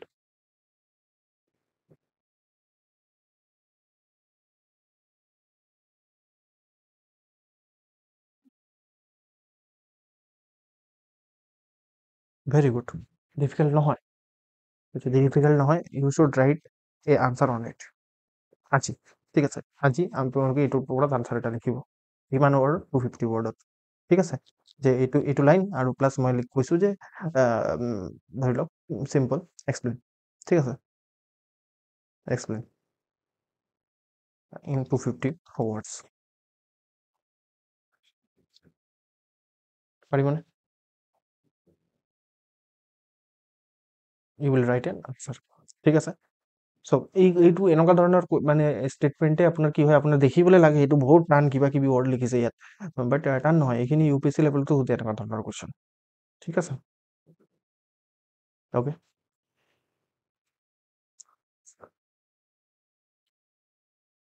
তো IMF কি কৈছে, IMF কৈছে যে আমিতো জানো যে আমাৰ যদি আমি এই পাৰ্টিকুলাৰ গোলটো এচিভ কৰিব বিচাৰোঁ, বিকশিত ভাৰত 2047 গোল, তেতিয়াহ'লে আমি 8% এনুৱেলি গ্ৰ' কৰিব লাগিব। বাট কণ্ট্ৰাডিকশ্যন ইজ, IMF ফৰকাষ্ট কৰিছে যে 2026 পৰা 2030লৈকে আমাৰ এনুৱেলি গ্ৰ'থ ৰেট থাকিব 6.5%। দৰকাৰ আছে 8.58%, বাট আমাৰ এনুৱেলি গ্ৰ'থ ৰেট থাকিব 6.5%। ঠিক আছে, আৰু অলপ চলপ যিটো CAD, what is this CAD? CAD মানে হ'ল current account deficit. Current account ডেফিচিটো অলপ বাঢ়িব বুলি এক্সপেক্ট কৰিছে, IMF ফৰকাষ্ট কৰিছে। ঠিক আছে, নেক্সট হ'ল আপোনাৰ যিটো ৰুপিজ আছে, ৰুপিজৰ ডেপ্ৰিচিয়েশ্যন অলপ হ'ব বুলি কৈছে। ঠিক আছে, IMF the rupee is projected to depreciate mildly. ঠিক আছে, mildly at 0.5% per year, indicating improve economic stability compare to previous decades. ঠিক আছে, এইটো মেইন কথা কি হ'ল যে এতিয়া আপোনালোকে ভাবিছে ছাৰ যদি ৰুপি ডেপ্ৰিচিয়েট কৰে, ঠিক আছে, মানে আমাৰ যিটো ৰুপি কাৰেঞ্চি আছে, এই ৰুপি কাৰেঞ্চি কৈছে যে ডেপ্ৰিচিয়েট কৰিব। What do you mean by this? Rupee depreciation refers to the decrease in the value of Indian rupee relative to other currencies. This means that 1 rupee can buy less of foreign currency than before. For example, if the 1 rupee depreciate against the US dollar, it will take more rupee to purchase a dollar. So মই এইটো বুজোৱাৰ কাৰণে মই আপোনালোকক example দিওঁ, ধৰি লওক $1 equal to 70 rupees. This is the stage in 2025. কি কৈছে যে এইটো অলপ ডেপ্ৰিচিয়েট কৰিব, ডেপ্ৰিচিয়েট কৰা মানে সি $1 ইকুৱেল টু আপোনাৰ হৈ যাব 100 rupees. হা, আপুনি ক'ব, আপুনি ক'লে যে ছাৰ আপুনি ভুল লিখিছে। স্যাৰ আপনি লিখিছে, মই কৈছোঁ যে 2020-30 $1 ইকুৱেল টু 100 rupees হৈ যাব পাৰে। আপুনি ক'ব পাৰে স্যাৰ আপুনি ভুল লিখিছে নহয়, ডেপ্ৰিচিয়েটটো এইটো হোৱা নাই, তো এপ্ৰিচিয়েট হৈ আছে চোন। ঠিক আছে, $1 70 টকা আছিলে, এতিয়াতো $1 100 টকা আছে, এপ্ৰিচিয়েটে হৈছে। নো, দিছ ইজ ডেপ্ৰিচিয়েশ্যন। কেনেকৈ ডেপ্ৰিচিয়েশ্যন? আপুনি কথাটো উল্টাকে ভাবিছে, কথাটো এতিয়া চিধাকে ভাবক। আগতে কি হৈছিলে যে অকল আপুনি যদি $1 পাব হয়, মানে কাৰোবাৰ পৰা $1 যদি পাব হয়, আপোনাৰ ধৰি লওক মোৰ ওচৰত $1 আছে 2020-25ত, আপোনাৰ কিবা কাৰণে আপুনি আমেৰিকা যাব বুলি ভাবিছে, আৰু সেইটো কাৰণে আপোনাক ডলাৰ লাগিব, তাততো ৰুপিজ নচলিব ন। তো আপুনি মোক ফোন কৰিলে, ফোন কৰি পিনে ক'লে ছাৰ মই আপোনাৰ ওচৰত যে $1 আছে বুলি কৈছিলে যে, মোক $1টো লাগে নহয়। মই ক'ম ঠিক আছে, $1টো ল'ব, কিন্তু $1ৰ ৰেট কিমান? ক'ব ছাৰ 70 টকা। ঠিক আছে, তো ক'ব মই ক'ম যে 70 টকা গুগল পে' কৰক, এতিয়া মই $1টো আপোনাক দি আছোঁ। আপুনি ক'ব ঠিক আছে। তাৰপিছত ভাবিছে মনে মনে, এই ছাৰে $1 দিব নোৱাৰে, অ'কে গুগল পে' কৰিব কৈছে, ভাবিলে এইটো। নেক্সট আকৌ 2020-30ত তো মোক ফোন কৰিলে আকৌ, ছাৰ এতিয়াতো মই ACS অফিচাৰ হৈ গ'লো নহয় ছাৰ, এতিয়া মোক আকৌ $1 লাগে, মই মানে ফেমিলিক লৈ ফুৰিব যাম নহয় আমেৰিকাত। ঠিক আছে, মই ক'লোঁ যে এতিয়াতো $1 কিমান হৈছে, এতিয়া $1ৰ দাম বাঢ়ি গ'ল। আগতে আপুনি ক'ব যে ছাৰ মই 70 টকা ট্ৰেন্সফাৰ কৰি আছোঁ, এতিয়াতো 70 টকা দিব পাৰিম মই, এতিয়াতো অফিচাৰ হৈ গ'লো মই। ঠিক আছে, এতিয়াতো 70 টকা দিব পাৰিম মই ক'লোঁ যে এতিয়া 70 টকা দিলে নহ'ব নহয়, $1ৰ দাম বাঢ়ি গ'ল, এতিয়া $1 100 টকা দিব লাগিব, আপোনাৰ দাম বাঢ়ি গ'ল। ঠিক আছে, তো এতিয়া কি আপুনি কি গম পালে? এতিয়া আল্টিমেটলি কি হ'ল, ৰুপিৰ ভেলুটো কমিলে নে নাই? আগতে $1 পাইছিলে 70 টকা দি পিনে, এতিয়া $1 পাবৰ কাৰণে 70 নহয়, 80ও নহয়, 80 ৰুপিছো নহয়, 70 ৰুপিছটো নহয়, 80 ৰুপিছো নহয়, 90 ৰুপিছো নহয়, 100 ৰুপিছ দিবলগীয়া হৈ গৈছে। তো ৰুপি ডেপ্ৰিচিয়েট হ'ল নে নহয়? হ'ল, অবভিয়াছলি, চিম্পল কথা। এইটোৱে কয় ৰুপি ডেপ্ৰিচিয়েশ্যন। আৰু এইটোক আপুনি কিতাপত পঢ়ক, পাগলা হৈ যাব, আপুনি NCERT-ত পঢ়ক, পাগল হৈ যাব। এইটোৱে ৰুপি ডেপ্ৰিচিয়েশ্যন, ঘূৰি ফিৰি এইটোকে কৈ আছে, বুজি পালে?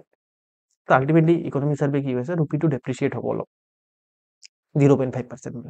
ঠিক আছে, আৰু এইটো ভাল কথা, ৰুপি অলপ যদি ডেপ্ৰিচিয়েট হয়, এইটো ভাল কথা। মানে এতিয়া যদি বহুত বেছি হাই ড্ৰাষ্টিকেলি এইটো কৈছে ৰুপি ডেপ্ৰিচিয়েট মাইল্ডলি, 0.5% একো মেটাৰ নকৰে। যদি ৰুপি ডেপ্ৰিচিয়েট বহুত শাৰ্পলি হয়, তেতিয়াহ'লে দিগদাৰ আছে, একদম ৰুপি বহুত বেছি বেয়াকৈ ডেপ্ৰিচিয়েট হৈ আছে, তো এইটোৱে আপোনাৰ প্ৰব্লেম ক্ৰিয়েট কৰিব, বাট মাইণ্ডলি ডেপ্ৰিচিয়েট হ'ব পাৰে। ঠিক আছে, এইটো প্ৰেডিকশ্যন ইকনমিক চাৰ্ভেৰ। ঠিক আছে, নেক্সট আমি এইটো কথা পঢ়িম, but taking a break for 2 minutes, okay? যদি কিবা ডাউট আছে, you should ask. Medium term growth outlook for India. তো medium term growth outlook for ইণ্ডিয়াৰ কাৰণে ইকনমিক চাৰ্ভে কৈছে যে India must consider the new global reality. What are this new global realities? এতিয়া নতুন কিছুমান গ্ল'বেল ৰিয়েলিটি আহিছে। 1 number কথা, জিঅ' ইকনমিক ফ্ৰেগমেণ্টেশ্যন, এইটোৰ কথা মই অলৰেডি ক'লোঁ। ঠিক আছে, জিঅ' ইকনমিক ফ্ৰেগমেণ্টেশ্যন, ফৰ এক্সাম্পল এই US চাইনা ট্ৰেড ৱাৰ, তাৰপিছত মানে যিটো ৱেষ্টাৰ্ণ চেংচন লাগি আছে বিকজ অফ দ্য আপোনাৰ ইউক্ৰেইন ৰাছিয়া ৱাৰ, মানে ৰাছিয়াই ইউক্ৰেইনৰ ওপৰত এটেক কৰাৰ কাৰণে ৱেষ্টৰ ফালৰ পৰা US, ইউৰোপৰ মেক্সিমাম কাণ্ট্ৰিয়ে কি কৰিছে, ৰাছিয়াৰ ওপৰত চেংচনছ লগাইছে। চেংচনছ মানে কি? চেংচনছ মানে ধৰি লওক মানে ৰাছিয়াৰ লগত আমি ডিল নকৰোঁ, এনেকুৱা ধৰণৰ কথা। ঠিক আছে, ৰাছিয়াৰ পৰা আমি ৰাছিয়াৰ একো বস্তু নিকিনোঁ, সেইবোৰ হ'ল চেংচনছ। তো এই চেংচনছবোৰৰ কাৰণে তাৰপিছত আপোনাৰ ধৰি লওক US চাইনা ট্ৰেড ৱাৰৰ কাৰণে US আৰু চাইনাৰ মাজত নবনে কথা, তো তাহাঁতৰ মাজত ট্ৰেড ৱাৰ চলি থাকে। এটা USA চাইনাৰ ওপৰত ট্ৰেড বেৰিয়াৰ লগায়, বা চাইনাৰ যিমানখিনি প্ৰডাক্টছ আছে US যেতিয়া ইউ এছ এৰ মাৰ্কেটত যায় তেতিয়া কয় যে ইউ এছৰ চাইনাৰ প্ৰডাক্ট নিকিনিব। তাৰপিছত ফৰ এক্সাম্পল মেইনলি হ'ল যে কয় যে এই চাইনাৰ প্ৰডাক্টবোৰৰ ওপৰত এক্সট্ৰা ডিউটি লাগিব, ইম্পৰ্ট ডিউটি লাগিব। ঠিক আছে, এই গোটেইখিনি কথাৰ কাৰণে কি হয় যে আমাৰ জিঅ' ইকনমিক ফ্ৰেগমেণ্টেশ্যনছ আহি আছে। ঠিক আছে, আৰু এই বস্তুটো কনচিডাৰ কৰিব লাগিব আমি। অ'কে, আৰু একৰ্ডিংলি আমি ষ্টেপছ ল'ব লাগিব। জিঅ' ইকনমিক ফ্ৰেগমেণ্টেশ্যন যে হৈ আছে, আমি এইটোক একচেপ্ট কৰিব লাগিব। দিছ is the new global reality. মানে আগতে কি আছিলে, আগতে গ্ল'বেলাইজেশ্যন আছিলে গ্ল'বেল ৰিয়েলিটি, এতিয়া নিউ গ্ল'বেল ৰিয়েলিটি হৈছে জিঅ' ইকনমিক ফ্ৰেগমেণ্টেশ্যন। তাক কনচিডাৰ কৰি আমাৰ পলিচিছবোৰ সেনেকুৱা ধৰণে বনাব লাগিব। চ' আমি ডিছকাছ কৰি আছিলোঁ নিউ গ্ল'বেল ৰিয়েলিটিছ, ৰাইট? আৰু নিউ গ্ল'বেল ৰিয়েলিটিছত প্ৰথম ৰিয়েলিটি হৈছে জিঅ' ইকনমিক ফ্ৰেগমেণ্টেশ্যন। অ'কে, নেক্সট হ'ল যিটো চাইনাৰ মেনুফেকচাৰিং প্ৰচেছ। চাইনাৰ আমি এইটোক একচেপ্ট কৰিব লাগিব যে China is the global manufacturer, specially in electronic manufacturing. ঠিক আছে, যিমানখিনি চিপৰ মেনুফেকচাৰিং হওক, তাৰ mainly China is the world leader. তো সেই বস্তুটোক আমি কনচিডাৰ কৰিব লাগিব। ডেছপাইট আমাৰ ইণ্ডিয়াত মেক ইন ইণ্ডিয়াৰ কেম্পেইন আছে, বহুত বছৰৰ পৰা চলি আছে মেক ইন ইণ্ডিয়া কেম্পেইন। আৰু ডেছপাইট দিছ আমাৰ কি হৈ আছে যে আপোলাৰ গোটেই কাণ্ট্ৰি চাইনাৰ ওচৰত যায় ইলেক্ট্ৰনিক মেনুফেকচাৰিঙৰ কাৰণে। ঠিক আছে, তো আল্টিমেটলি যিটো চাইনাৰ ইণ্ডাষ্ট্ৰিয়েল ডমিনেঞ্চ আছে, সেইটো এটা নতুন গ্ল'বেল ৰিয়েলিটি। তাক মেইনলি কাৰ্টেল কৰাৰ কাৰণে, টেকেল কৰাৰ কাৰণে আমি ষ্ট্ৰেটেজি বনাব লাগিব। অ'কে, তো এইটো এটা গ্ল'বেল ৰিয়েলিটি আমি যদি মিডিয়াম টাৰ্মত গ্ৰ'থ বিচাৰোঁ তেতিয়া। অ'কে, নেক্সট হ'ল এনাৰ্জিৰ যিটো ট্ৰানজিশ্যন কৰিব লাগে আমাৰ। ঠিক আছে, আমি মেইনলি ফচিল ফিউল এনাৰ্জিৰ পৰা শ্বিফ্ট হৈ পিনে non fossil fuel based energy, renewable এনাৰ্জিৰ ফালে আমি গতি কৰিব লাগে। বিকজ আমাৰ ওচৰত ক্লাইমেট চেঞ্জৰ কমিটমেণ্টছ আছে। তাৰপিছত আমি এনভাইৰমেণ্টত পঢ়িছোঁ যে আমাৰ ওচৰত নেশ্যনেলি ডিটাৰমাইণ্ড কণ্ট্ৰিবিউশ্যনছ আমি কৰিম বুলি কৈছোঁ। ইনফেক্ট আমি নেট জিৰ' ষ্টেটাছ 2070লৈকে এচিভ কৰিম বুলি কৈছোঁ। বিকজ মানে এই গোটেইখিনিৰ কাৰণে আমাৰ কি লাগিব যে এনাৰ্জি ট্ৰানজিশ্যন দৰকাৰ পৰিব। মানে আমি নন ফচিল ফিউল বেছড এনাৰ্জিৰ চ'ৰ্চৰ ফালে আমি গতি কৰিব লাগিব। আৰু এই এনাৰ্জি ট্ৰানজিশ্যনত চাইনাৰ ওপৰত আমাৰ ডিপেণ্ডেঞ্চি বহুত বেছি আছে। ফৰ এক্সাম্পল, যিমানখিনি চ'লাৰ পেনেলছ আছে, চ'লাৰ পেনেলবোৰতো দেখিছে, তো চ'লাৰ পেনেলৰ 80% চ'লাৰ পেনেল আমি কি কৰোঁ যে আমাৰ চাইনাৰ পৰা ইম্পৰ্ট কৰোঁ। আমি এফালেতো এনাৰ্জি ট্ৰানজিশ্যন কৰিব বিচাৰোঁ, বাট এইফালে আমি কি কৰিবলগীয়া হৈ গৈছে যে আমাৰ চ'লাৰ পেনেলৰ কাৰণে, ইনফেক্ট চ'লাৰ পেনেল এটা ইম্পৰ্টেণ্ট ৰিনিউৱেবল এনাৰ্জি চ'ৰ্চ। এই চ'লাৰ পেনেলৰ কাৰণে আমি কি কৰিবলগীয়া হৈ গৈছে, চাইনাৰ ওপৰত ডিপেণ্ডেণ্ট হৈ যাব লগা হৈছে। This is the problem. Okay, this is the problem ইয়াৰ। এটা কথা আমি ডিছকাছ কৰিলোঁ। এতিয়া আৰু এটা কথা হ'ল যে এটাতো আমি এতিয়া কি ডিছকাছ কৰিলোঁ, জিঅ' ইকনমিক ফ্ৰেগমেণ্টেশ্যনৰ কথা ডিছকাছ কৰিলোঁ। আৰু এটা মেইনলি ইকনমিক ছাৰ্ভে এইবাৰ কৈছে যে আপোনাৰ ইকনমিক চিষ্টেমেটিক ডিৰেগুলেশ্যন। ঠিক আছে, চিষ্টেমেটিক ডিৰেগুলেশ্যন, এই টাৰ্মবোৰৰ বিষয়ে মেইনলি ইকনমিক ছাৰ্ভেত মেনশ্যন হোৱা টাৰ্ম এইবোৰ মেইনলি এক্সামিনেশ্যনত সুধিব পাৰে আমাৰ। চিষ্টেমেটিক ডিৰেগুলেশ্যন মানে কি হ'ল, refers to the plain and phased removal of unnecessary government control, bureaucratic hurdles, restrictive policies to enhance economic efficiency, promote entrepreneurship and attract investment. তো আমি জানো যে আপোনালোকে এটা ৱাৰ্ড শুনিছে চাগে, ট্ৰেড কেপিজম। ঠিক আছে, তো হোৱাট ইজ দিছ ট্ৰেড কেপিজম? কথাখিনিতো একেই কথা, মই এইখিনি কথাই কৈ আছিলোঁ। ঠিক আছে, এইটো মই জিঅ' ইকনমিক ফ্ৰেগমেণ্টেশ্যনৰ কথা কৈ আছিলোঁ।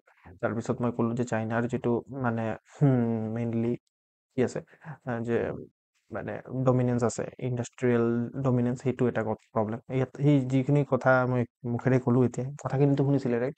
তো সেইখিনি কথা ইয়াত লিখা আছে। কিবা প্ৰব্লেম ইয়াত এইটো শ্লাইডত কিবা প্ৰব্লেম আছে নেকি? কুইকলি মোক কওক। চাইনাৰ ডিপেণ্ডেঞ্চি চব এইটো মেইনলি আমি চব মানে আমাৰতো মানে মেইন ফ'কাছ হৈছে যে আমি ৰিনিউৱেবল এনাৰ্জিৰ ফালে ট্ৰানজিশ্যন কৰিব লাগে। বাট সেই ট্ৰানজিশ্যনৰ কাৰণে আমি চাইনাৰ ওপৰত ডিপেণ্ডেণ্ট হৈ থাকিবলগীয়া হৈছে। ফৰ এক্সাম্পল, আমি চ'লাৰ পেনেল, মানে চ'লাৰ এনাৰ্জি এটা ৰিনিউৱেবল এনাৰ্জি চ'ৰ্চ হয়। তো সোলাৰ এনাৰ্জিৰ কাৰণে যিটো দৰকাৰ পৰে সোলাৰ পেনেল, এই যে ৰূপটপত লাগি যে সোলাৰ পেনেলবোৰ ভাগকে থাকে এইটো। তো এই সোলাৰ পেনেলবোৰ 80% সোলাৰ পেনেল আমি কি কৰিব লাগে, চাইনাৰ পৰা ইম্পৰ্ট কৰিব লাগে। চাইনাই বনায় সেইবোৰ কাম। তো আল্টিমেটলি এফালে আমি এনাৰ্জি ট্ৰানজিশ্যন হ'ব লাগে, বাট এফালে আমি চাইনাৰ ওপৰত ডিপেণ্ডেণ্ট হৈ থাকিব লাগে। This is a new global reality, আৰু সেই বস্তুটো আমি কনচিডাৰ কৰিব লাগিব। আমি কিবা কৰি পিনে মানে এই চ'লাৰ প্লেনেটবোৰ নিজে বনাবলৈ চেষ্টা কৰিব লাগিব, তেতিয়াহে আমাৰ মানে মানে মিডিয়াম টাৰ্মত ইকনমিক গ্ৰ'থ হ'ব।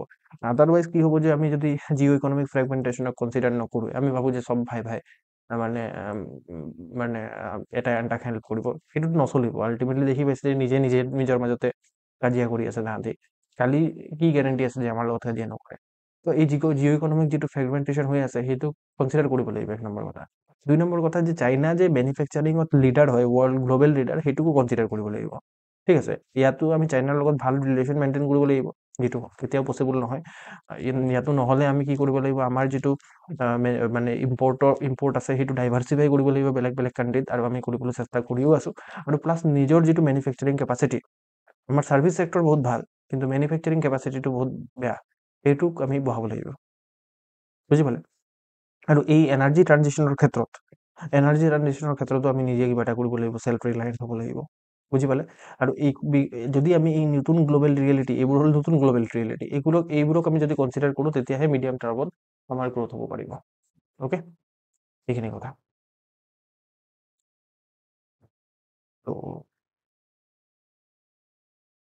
নেক্সট হ'ল আপোনাৰ কি হৈছিলে, যে নেক্সট আমাৰ ইকনমিক চাৰ্ভে আৰু এটা টাৰ্ম মেনশ্যন কৰিছিলে, that is systematic deregulation. Okay, systematic deregulation. What is this systematic deregulation? Systematic deregulation মানে হ'ল যে আপোনালোকে এইটো নাম শুনিছে, ৰেড টেপিজম। আপোনালোকে যেতিয়া আগতে গভৰ্ণমেণ্ট অফিচবোৰত যায়, তেতিয়া কি হয় যে কিমানবোৰ গভৰ্ণমেণ্ট ফাইলবোৰ থাকে যে দেখি পাইছেনে, সেইখিনি ৰঙা টেপেৰে এনেকৈ বান্ধি থয়, ৰাইট? ফাইলবোৰ ৰঙা টেপেৰে বান্ধি থয়।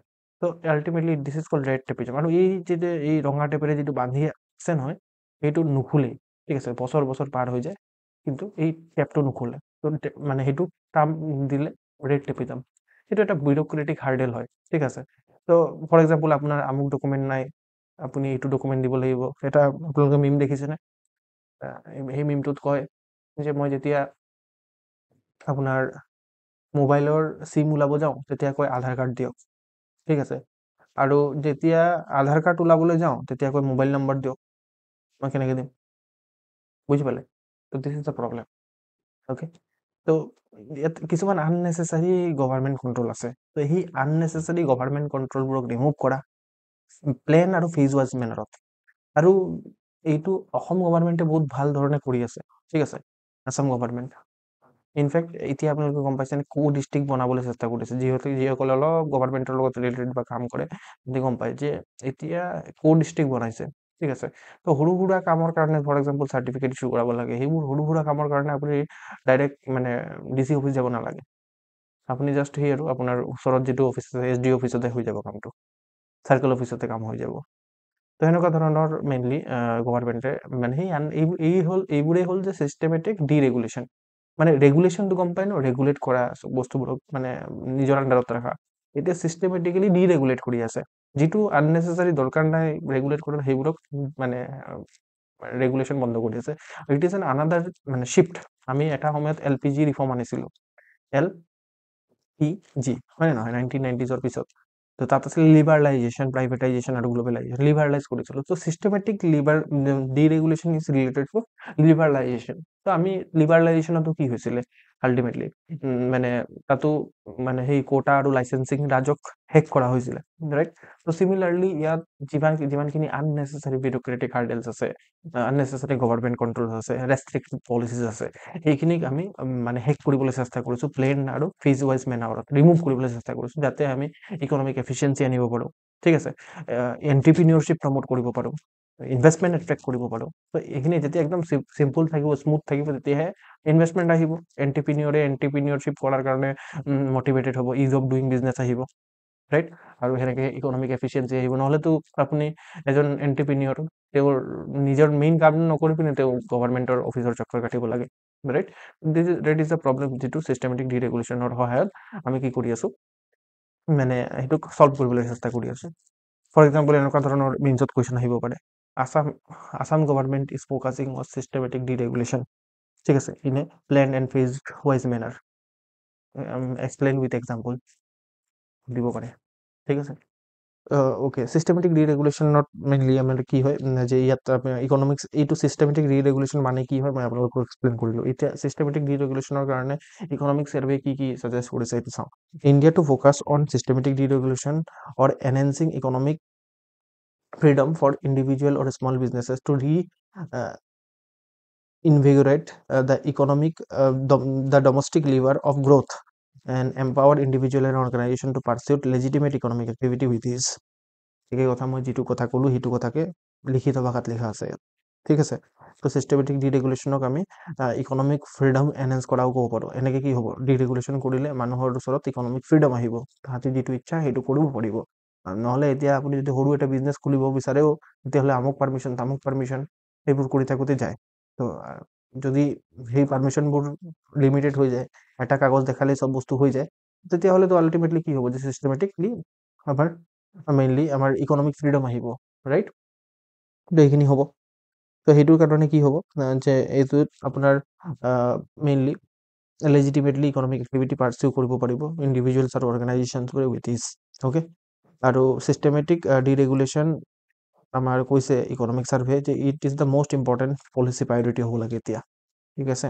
আমাৰ গভৰ্ণমেণ্টবোৰৰ most important policy priority systematic deregulation হ'ব লাগে, তেতিয়াহে আমি যিটো মিডিয়াম টাৰ্ম আছে মিডিয়াম টাৰ্মত গ্ৰ'থ এচিভ কৰিব পাৰিম।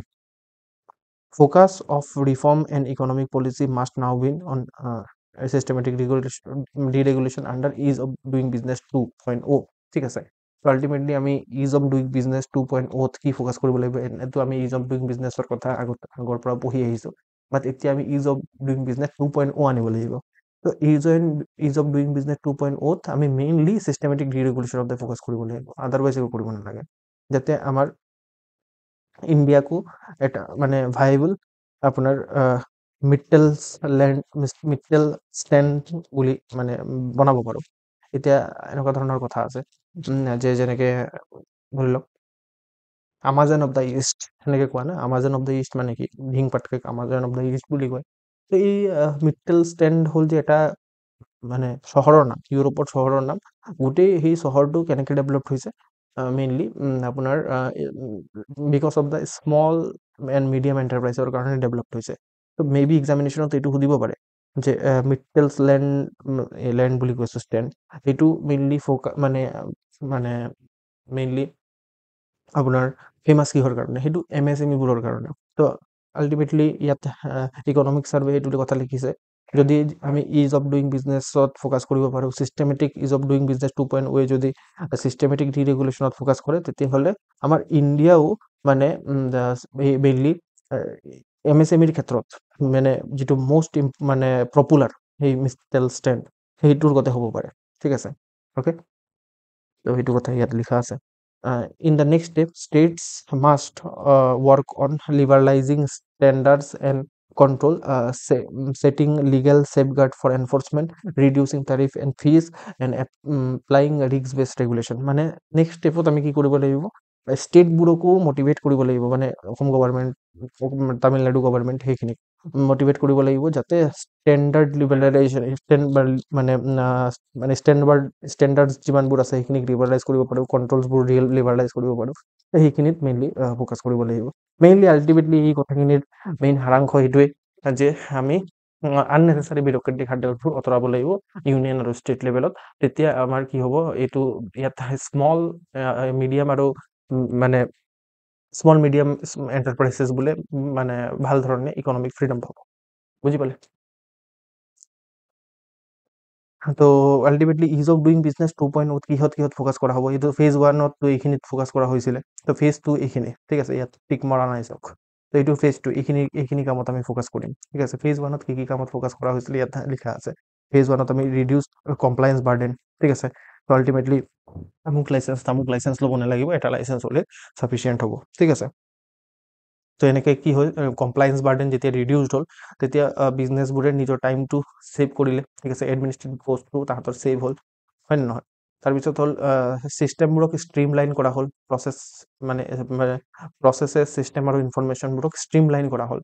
তো যাতে এনেকুৱা নহয় যে টেবুল টু টেবুল ঘূৰিব লাগিব লাগে। এতিয়া ফৰ এক্সাম্পল এজনে বিজনেছ খুলিব বিচাৰিছে, তো আল্টিমেটলি আপুনি আমুক অফিচ, তামুক অফিচ, আমুক জেগা, তামুক জেগা, ঠিক আছে, এনেকৈ যাব যাতে নালাগে, বস্তুবোৰ এটা জেগাতে গৈ পিনে হৈ যায় যাতে। আৰু যিটো মানে বেক এণ্ডত এডমিনিষ্ট্ৰেটিভ প্ৰচেছ তাহাঁতে নিজে নিজে কৰিব মানে, ঠিক আছে। তো সেইটো মেইনলি হ'ল যে মানে ষ্ট্ৰীমলাইন ছিষ্টেম, প্ৰচেছ আৰু ইনফৰমেশ্যন, এলিমিনেটিং ৰিডানডেঞ্চিজ, ক্লিয়াৰিফাইং দ্য প্ৰচেছ ফ্ল'। তো আল্টিমেটলি সেনেকৈ কি হ'ব যে ৰিডানডেঞ্চিজ যিটো আছে সেইটো এলিমিনেট হ'ব, প্ৰচেছ ফ্ল' যিটো আছে সেইটো মেইনলি ক্লিয়াৰিফাই হ'ব, বুজি পাইছে? তাৰপিছত হ'ল digitalise system and process and info, ঠিক আছে। আল্টিমেটলি যিমানখিনি প্ৰচেছ আছে, ছিষ্টেম আছে, সেই গোটেইখিনিক ডিজিটেলাইজ কৰা হ'ল, যাতে মানুহে ঘৰত বহি মোবাইলৰ এপৰ সহায়তে গোটেই কথাবোৰ মানে গোটেই কামবোৰ কৰিব পাৰে, মানে অফিচত গৈ পিনে ঘণ্টা ঘণ্টা ৰখি থকাৰ একো দৰকাৰ নাই, ঠিক আছে। নেক্সট হ'ল প্ৰভাইডেড ইনচেণ্টিভছ, ঠিক আছে। নেক্সট হ'ল এক্সটেণ্ডিং স্পেচিয়েল বেনিফিট টু কি ছেক্টৰ অৰ ক্লাষ্টাৰ্ছ। কিছুমান কি ছেক্টৰ্ছ, কিছুমান কি ক্লাষ্টাৰক আমি বেনিফিট প্ৰভাইড কৰিব লাগিব, প্ৰভাইড কৰিছে অলৰেডি ইজ অফ ডুইং বিজনেছৰ কাৰণে, ঠিক আছে। ফৰ এক্সাম্পল আপোনাৰ ইলেক্ট্ৰিচিটিৰ দৰকাৰ পৰে বিজনেছৰ কাৰণে, তো তাত ছাবচিডাইজ ৰেটত ইলেক্ট্ৰিচিটি দিছে। তো সেনেকুৱা ধৰণৰ মেইনলি আমি কি কৰিছোঁ যে ইনচেণ্টিভছো প্ৰভাইড কৰিছোঁ। নেক্সট আৰু কি কি কৰিবলগীয়া আছে এইখিনি, লিবাৰলাইজ ষ্টেণ্ডাৰ্ডছ এণ্ড কণ্ট্ৰলছ, ঠিক আছে। আমি ষ্টেণ্ডাৰ্ডছ আৰু কণ্ট্ৰলছখিনিক আমি লিবাৰলাইজ কৰিব লাগিব, আননেচেচাৰী কিছুমান কথা আঁতৰাব লাগিব। এইটো adopt minimum necessary maximum feasible norms, ঠিক আছে। এই ৱৰ্ডবোৰ আপোনালোকে ডাইৰেক্টলি পিক আপ কৰিব পাৰে নিজৰ আনচাৰত সোমোৱাৰ কাৰণে। যোনে স্মাৰ্ট হ'ব তেওঁলোকে ইয়াৰ পৰা এই যাতে য'তে য'তে সোমাই যাব। Minimum necessary maximum feasible norms is the new goal of Indian government, ঠিক আছে। এনেকুৱা ধৰণে আপুনি সোমাব পাৰে। তাৰপিছত set legal safeguard for enforcement. তো এইখিনি কথা আমি অলৰেডি ইয়াতে পঢ়িছিলোঁ, ঠিক আছে। Reducing tariff, set legal safeguard for standards. তো এইখিনি মেইনলি আপোনাৰ ষ্টেটবোৰৰ প্ৰায়ৰিটি হ'ব, ঠিক আছে। নেক্সট হ'ল টেৰিফ আৰু ফিজ সেইখিনিক ৰিডিউচ কৰা, ৰিস্ক বেছড ৰেগুলেশ্যন অনা। তো এইখিনিক মেইনলি ফ'কাছ হ'ব। Next is of doing business 2.0, okay. Solve this question. Now, with reference to India's economic growth, consider the following statement. Geo-economic fragmentation is leading to economic realignment and shift, a shift away from globalization. Yes. India aim to achieve a standard growth rate of around 8% at constant prices to, yes, 8% growth rate achieve কৰিব লাগিব. Systematic regulations and reducing bureaucratic hurdle, consider that key strategies for, yes. Ultimately answer will be B. Very good. Next chapter. Do ki chapter number 6 hobo?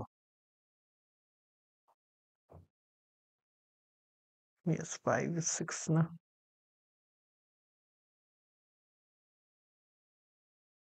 Investment and infrastructure ইয়াৰ ওপৰত এইটো chapter হয়, ঠিক আছে। So ইয়াত একদম মানে ভৰ ভৰকে data है यहाँ पे, ঠিক है। তো আল্টিমেটলি ইয়াত আপুনি কিছুমান ডাটাত ফ'কাছ কৰিব লাগিব, আদাৰৱাইজ চব ডাটা ইম্পৰ্টেণ্ট নহয়। মই বাৰে বাৰে কৈছোঁ ইয়াত চব ডাটা ইম্পৰ্টেণ্ট নহয়, ঠিক আছে। মনত ৰাখিব পাৰিলে ভাল কথা, বাট আমি কম্পিউটাৰটো নহয়, গুগলটো নহয়, চব মনত ৰাখিম। তো আল্টিমেটলি আমি যিটো মনত ৰাখিব লাগিব সেইটো মই ক'ম, অ'কে। লেটছ সি যে কি লিখা আছে ইয়াত। A central focus of the government in the last 5 years was on increasing public spending on infrastructure and speeding up approvals and resource mobilization, বুজি পালে।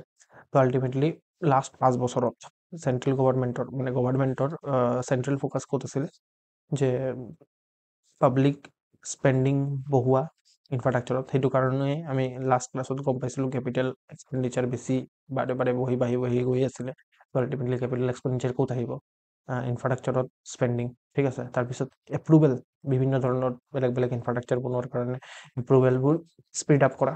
তাৰপিছত আপোনাৰ ৰিচোৰ্চ মোবিলাইজ কৰা। ৰিচোৰ্চ মোবিলাইজ মানে এই ইনফ্ৰাষ্ট্ৰাকচাৰবোৰৰ কাৰণে টকাৰ দৰকাৰ পৰিব, ধৰি লওক ৱৰ্ল্ড বেংকৰ পৰা, মাল্টিলেটাৰেল বেংকবোৰৰ পৰা, ধৰি লওক পাব্লিক প্ৰাইভেট পাৰ্টনাৰশ্বিপৰ সহায়ত মেইনলি ৰিচোৰ্চ মোবিলাইজ কৰা মেইন প্ৰায়ৰিটি আছিলে লাষ্ট 5 ইয়াৰ্ছত গভৰ্ণমেণ্টৰ। সেইটো কথাটো বুজিবনে। নেক্সট হ'ল ইউনিয়ন গভৰ্ণমেণ্টছ কেপিটেল এক্সপেণ্ডিচাৰ অন কি infrastructure sector has grown at a rate of 38.8% from financial year 2020 to 2024 বুজি পালে তো আলটিমেটলি কেপিটেল এক্সপেণ্ডিচাৰ যেটো আছে আমি জানো যে এনে তো জেনাৰেলি কেপিটেল এক্সপেণ্ডিচাৰ গভৰ্ণমেণ্টৰ বাঢ়িছে আৰু capital expenditure on infrastructure sector ঠিক আছে কেপিটেল মানে কি ইনফ্ৰাষ্ট্ৰাকচাৰ সেক্টৰত এইটো 38% যিমান গভৰ্ণমেণ্টে কেপিটেল এক্সপেণ্ডিচাৰ কৰে তাৰে ভিতৰত কি ইনফ্ৰাষ্ট্ৰাকচাৰবোৰত 38 মোটামুটি 39% এক্সপেণ্ডিচাৰ লাষ্ট 4 ইয়াৰ্ছত গভৰ্ণমেণ্টে কি ইনফ্ৰাষ্ট্ৰাকচাৰ সেক্টৰত কৰিছে হোৱাট আৰ দিছ কি infrastructure sector for example road railway এইবোৰ কি ইনফ্ৰাষ্ট্ৰাকচাৰ সেক্টৰ ঠিক আছে তো আমি যদি স্পেচিফিকেলি চাওঁ তেতিয়াহ'লে ৰেলৱে কানেক্টিভিটি মেইনলি যদি চাওঁ তেতিয়াহ'লে আমাৰ লাষ্ট এপ্ৰিল টু নৱেম্বৰ এইটো ডাটা ইমান মনত ৰখা ইম্পৰ্টেণ্ট নহয় যোনে ৰেলৱে এক্সামিনেশ্যনৰ কাৰণে প্ৰিপেয়াৰ কৰি আছে দে কেন প্ৰিপেয়াৰ ঠিক আছে দে কেন ৰিমেম্বাৰ ইট কাৰণ ৰেলৱে এক্সামিনেশ্যন আহি আছে বহুতে দিবও পাৰে সেইটো কাৰণে মই মানে এইবোৰ ইনক্লুড কৰিছোঁ আদাৰৱাইজ APSCৰ কাৰণে ইমান ইম্পৰ্টেণ্ট নহয় ৰিলিভেণ্ট নহয় ঠিক আছে কাৰণ অকল এইটো মই জানো যে বহুতে কি হয় যে বেলেগ বেলেগ ধৰণৰ এক্সামিনেশ্যনো দিয়ে তো মই চবৰে নিড ফুলফিল কৰিব লাগিব that's why I am putting this kind of information otherwise APSCৰ কাৰণে ইমান ৰিলিভেণ্ট নহয় অ'কে এই ইনফৰমেশ্যনটো তো আল্টিমেটলি ৰেলৱে কানেক্টিভিটি কিমান 2031 কিলোমিটাৰ নতুন ৰেল নেটৱৰ্ক কমিশ্যন হৈছে এপ্ৰিল টু নৱেম্বৰ 2024 ঠিক আছে আৰু বন্দে ভাৰত ট্ৰেইন নতুন 17টামান নতুন বন্দে ভাৰত ট্ৰেইন ইন্ট্ৰডিউচ কৰা হৈছে এপ্ৰিল টু অক্টোবৰ ঠিক আছে ৰোড যদি চাওঁ ৰোডৰ কানেক্টিভিটি যদি চাওঁ তেতিয়াহ'লে 5853টা 53 কিলোমিটাৰ মান নেশ্যনেল হাইৱে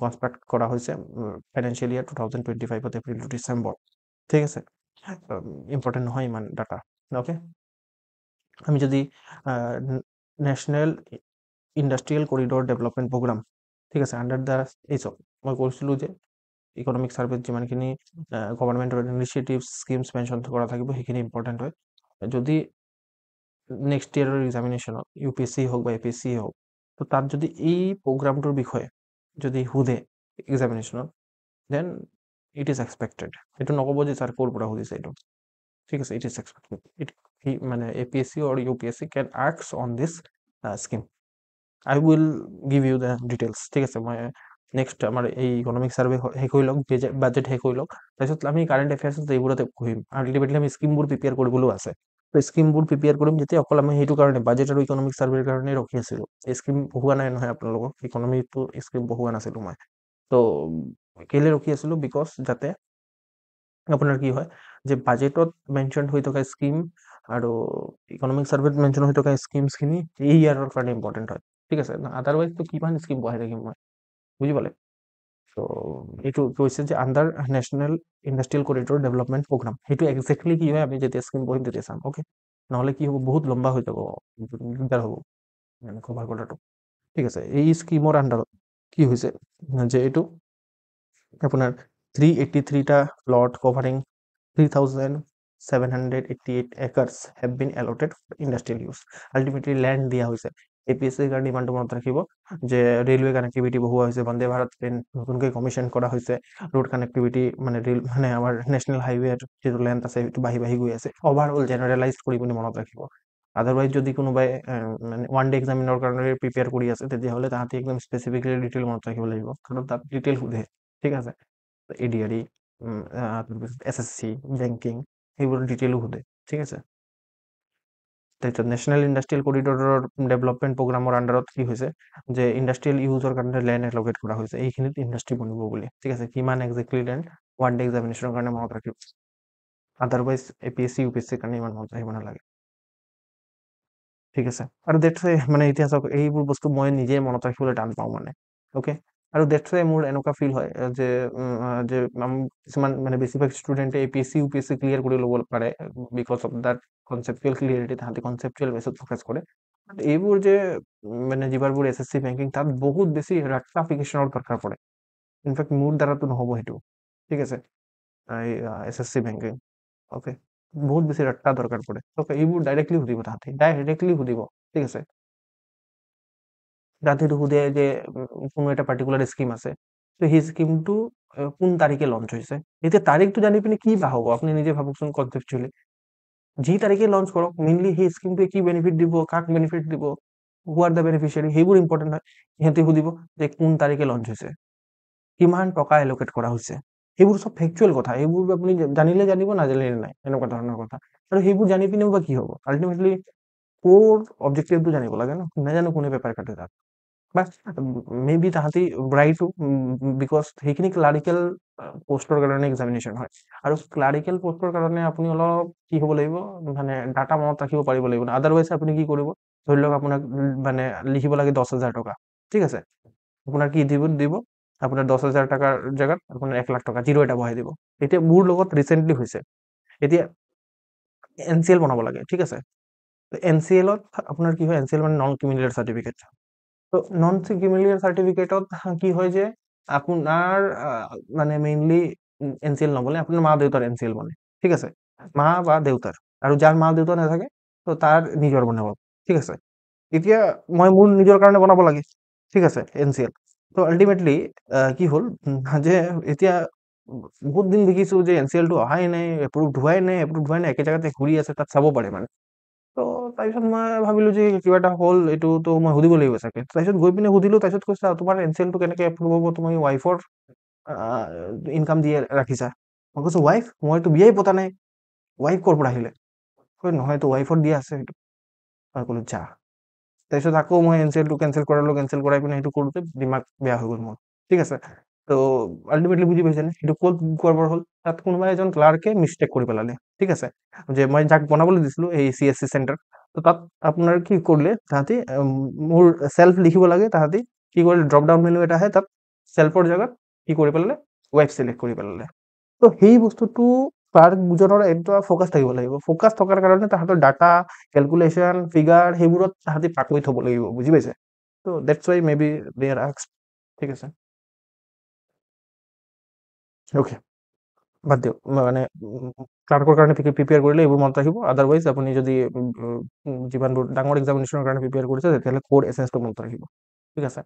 মানে একচুৱেলি ডাঙৰ এক্সামিনেশ্যন প্ৰিপেয়াৰ কৰাৰ কাৰণে দুটাই মনত ৰাখিব লাগে, বাট উপায় নাই আমাৰ ওচৰত, আমি কিমানটা বস্তু মনত ৰাখিম। ডেটছ ৱাই আমি কি কৰিম, এপ্ৰক্সিমেটলি মনত ৰাখিম, আৰু আমাৰ যিটো দিমাগ আছে, দিমাগৰ সহায়ত আমি এক্সামিনেশ্যনত যদি কুৱেশ্যন আহে সেইবোৰক হেণ্ডেল কৰিবলৈ চেষ্টা কৰিম, ঠিক আছে। নেক্সট হ'ল আপোনাৰ মেজৰ পৰ্টছবোৰৰ কথা কৈছে ইয়াত। তো মেজৰ পৰ্টছবোৰৰ যিটো মানে যিমান ধৰি লওক এটা কণ্টেইনাৰ আছে, সেইটো ইম্পৰ্ট বা এক্সপৰ্ট হ'ব লাগে। তো সেইটোৰ যিটো কণ্টেইনাৰটো মেইনটেইন কৰাৰ বা গোটেই মানে কণ্টেইনাৰটো ওলাই যোৱা পৰ্টৰ পৰা, সেইটো এভাৰেজ যিটো টাইম আছে সেইটো ইম্প্ৰুভড হৈছে। আগতে ধৰি লওক এটা কণ্টেইনাৰৰ কাৰণে, মানে এটা কণ্টেইনাৰৰ লগত ডিল কৰাৰ কাৰণে কোনো এটা পাৰ্টিকুলাৰ পৰ্টত 48.1 আৱাৰ লাগিছিলে 2024-ত। এতিয়া সেইটোক আমি কমাই পিনে 30.4 আৱাৰত লৈ আনিবলৈ মানে পাৰিছোঁ, ঠিক আছে, ছিগনিফিকেণ্টলি। অ'কে, এইখিনি চাওক, এইখিনি মই বুজোৱাৰ একো কথা নাই, এইখিনি পঢ়িলে আপুনি নিজে নিজে বুজি পায়, ৰাইট। তো তাৰপিছত হ'ল যে আপোনাৰ ৰিনিউৱেবল এনাৰ্জি কেপাচিটি, ঠিক আছে। ৰিনিউৱেবল এনাৰ্জি কেপাচিটিৰ কথা কৈছে, 15.8% ইয়াৰ অন ইয়াৰ ইনক্ৰিজ হৈছে ৰিনিউৱেবল এনাৰ্জি কেপাচিটি অফ চ'লাৰ আৰু উইণ্ড পাৱাৰ বাই 2024। তো বাই 2024লৈকে আমাৰ যিটো ৰিনিউৱেবল এনাৰ্জি কেপাচিটি আছে, স্পেচিয়েলি চ'লাৰ আৰু উইণ্ড পাৱাৰৰ কাৰণে আমাৰ 15% মান আমাৰ ইনক্ৰিজ হৈছে, সেইটো কথা, এইটো মনত ৰাখিব পাৰে, ঠিক আছে। এইটো ৰিনিউৱেবল এনাৰ্জি প্ৰপ'ৰ্শ্যনটো আহিবই, তেতিয়া আপুনি এই ডাটাটো মেনশ্যন কৰিব পাৰে। অ'কে, নেক্সট হ'ল share of renewable energy in India's total install capacity now stand at 47%, ঠিক আছে। আমাৰ কি আছিলে টাৰ্গেট, কি আছিলে 50%। দিছ ডাটা ইজ ইম্পৰ্টেণ্ট। মই কেনেকৈ গম পাই আছোঁ এইটো ডাটা ইম্পৰ্টেণ্ট হয়, এইটো ডাটা ইম্পৰ্টেণ্ট হয়, because of the analysis of the previous year paper আৰু এক্সপিৰিয়েঞ্চ, ঠিক আছে। ত' this is important, you should remember. গভাৰ্ণমেণ্টৰ যিটো স্কিমছ আছে, যেনেকৈ দীন দয়াল উপাধ্যায় গ্ৰাম জ্যোতি যোজনা, ঠিক আছে। Is it important? Yes, it is important, because it is mention in the recent economic survey. This scheme is important. এই স্কিমৰ ওপৰত কুৱেশ্যন সুধিব পাৰে UPSC বা APSC। নেক্সট হ'ল সৌভাগ্য স্কিম। তো এই দুটা স্কিম গভাৰ্ণমেণ্টৰ ইনিচিয়েটিভ আছে। এই দুটা স্কিমৰ কাৰণে কি হৈছে যে আপোনাৰ ৰুৰেল এৰিয়াত ইলেক্ট্ৰিচিটিৰ এক্সেছ ইম্প্ৰুভড হৈছে। অ'কে, আৰু কিমানটা ভিলেজ ইলেক্ট্ৰিফাই হৈছে এইটো পঢ়ি ল'ব আৰু আপুনি, মই নপঢ়োঁ, ঠিক আছে। তো জাষ্ট এই স্কিম আমাৰ কাৰণে এপিএসসিৰ কাৰণে বা ইউপিএসসিৰ কাৰণে ইম্পৰ্টেণ্ট কি হয়, এই দুটা স্কিম, ঠিক আছে। আৰু এই দুটা স্কিমৰ কাৰণে যে ৰুৰেল এৰিয়াত ইলেক্ট্ৰিচিটি ইম্প্ৰুভ হৈছে এইটো মনত ৰাখিব।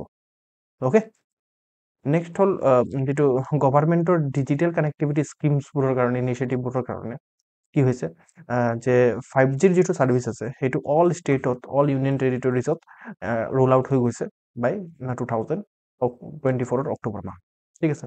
2024 অক্টোবৰ মাহত গোটেইকেইটা ষ্টেটৰ, ইণ্ডিয়াৰ গোটেইকেইটা ষ্টেটৰ গোটেইকেইটা ইউনিয়ন টেৰিটৰিত 5G ছাৰ্ভিচেছ ৰোল আউট হৈছে। ন' ডাউট ক'ৰবাত 5G পায়, ক'ৰবাত 5G নাপায়, সেইটো বেলেগ কথা, বাট হৈছে, ঠিক আছে।